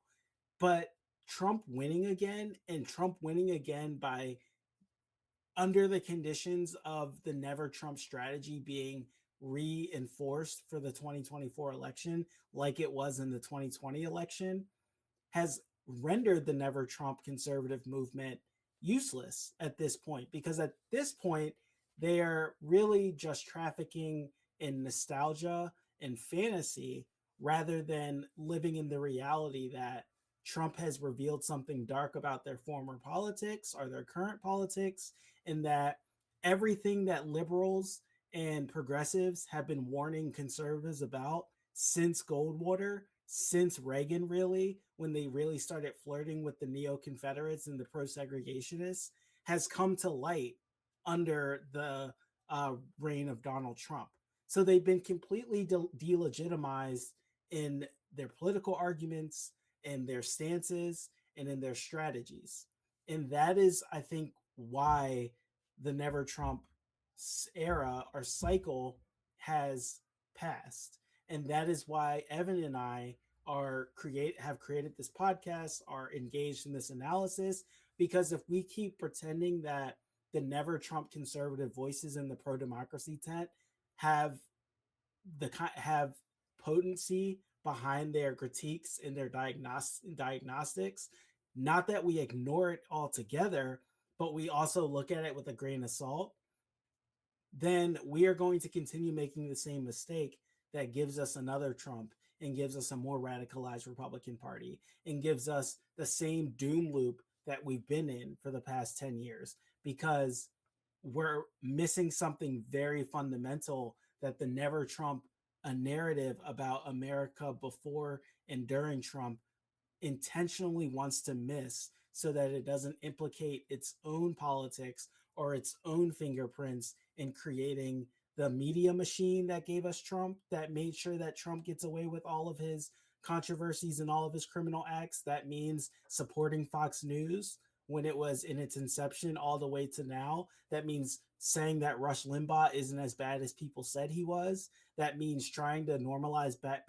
Buchanan even after he did all the racist speeches in the world. That means ignoring David Duke's elephant in the room and saying that that's only a minority of the party, even though it clearly was more than a minority of the party. All of this stuff led up to the Republican Party being captured by Trump, and they are implicated in it. And the narrative that the Never Trump conservatives want to give us is that they were the good conservatives. They believed in actual philosophical Edmund Burke writings and Bill Buckley writings, even though Bill Buckley was an avid segregationist and wanted to tattoo queer people during the AIDS epidemic. You know, they want to say that we were the intellectual conservatives and we just had really good ideas, but we didn't have any bigotry behind it. That was the idiots down in Appalachia that we just manipulated to win elections. You know, they want to have this narrative, and by us continuing to proliferate and give that narrative any kind of a legitimacy without accountability, is holding the pro-democracy conversation back, and it's making sure that the way that Trumpism was able to succeed institutionally will happen again and again and again, because as my mom tells me, as my sister tells me, God will keep making you learn lessons over and over again in a different way until you understand the central lesson that he's trying to teach you. Right. I like that. I like that saying right there. Listen, this was not about purity, y'all. This was about power. And XVOA, Explicit Voice of America, is not here to ask whether people fighting Trump have clean hands. No. We're here to ask whose hands end up on the machinery when the fight is over. And listen, if this is the kind of political conversation you want more of, subscribe to XVOA on Substack. Anyone listening on YouTube, more of is diagnosis, okay? This is what you need. And I want you to check out Stew on This from Duece Davis. This is a excellent Substack. Listen, when I'm busy, when I am down on it, when I'm pulling all nighters, and I see this brother's notes or a post come up in the timeline, I stop. Not all the time, but he's one of the ones I will stop, drop what I'm doing, and read his analysis and takes. I may not agree with them all, but I always get something out of it. He always backs it up. Like I try to back up what I say. Even, I'm not saying what I say is right all the time, but I try to back it up with a source. Stu is like that. I think he goes even further sometimes, and his writing is actually kind of entertaining to read. I loved that story about your was that your uncle that you wrote about from Baltimore? The one you told at the beginning of the that was your uncle, right? A great grandfather. I'm sorry, your great grandfather. Yes. That was just a beautiful story. So tell them where they can find your Substack. Because we were also talking to people on YouTube. Oh, lovely. Well, first, thank you for having me and being open to having these discussions. And you've been a really big influence on me as well. And I love your takes on the media and how you basically show how the media is telling a bunch of different stories depending on the media you're subscribing to every week. So I would first say, please subscribe to your Substack and to your page and your YouTube. But I can be found at stewonthis.com. I am on YouTube under Steward Beckham. I'm trying to get more of my videos on there. I'm also on TikTok. I'm trying to get back on TikTok. I like to write. It's a little bit harder for me to do video, but I got to get in the groove a little bit more. I'm a teacher. A little bit harder to do video. Oh my God, this is a whole completely different game we're talking about here. Yeah, no, it is. It is. But I'm a teacher. I teach history in grade school. So sorry, we're putting food away in the background, so if you hear a little bit of feedback, but I teach history to middle schoolers, so I'm learning how to speak and how to share ideas, especially for people who are not really trying to be in school. It's actually hilarious. But that's where you can find me, stewonthis.com, YouTube, my name, Steward Beckham. Duece Davis is my pseudonym. It's my pen name. I changed it recently because Steward Beckham has so many hats in the real world, whether it's with my fraternity or with my family or with my profession. It's like I have to be a lot of different things. So Duece Davis is kind of where I'm able to just be my political id, the person who's thinking about politics, whether someone likes it that day or not. So when you're reading me, you're reading my alter ego, Duece Davis. And so that's why I changed the pen name. There's a long history of pen names going from basic reasons of just creative inspiration to just personal safety. So that's where you can find me. And I'm really, really glad we could talk about this and have me on this show. All right, thank you, Duece. Hey, before we're gonna land this thing, but I just want to read the comments one more time and give let's do it. Shout out and thank you to all these people who joined us here. Donna Everett said, mutual admiration. Love it. That is cool.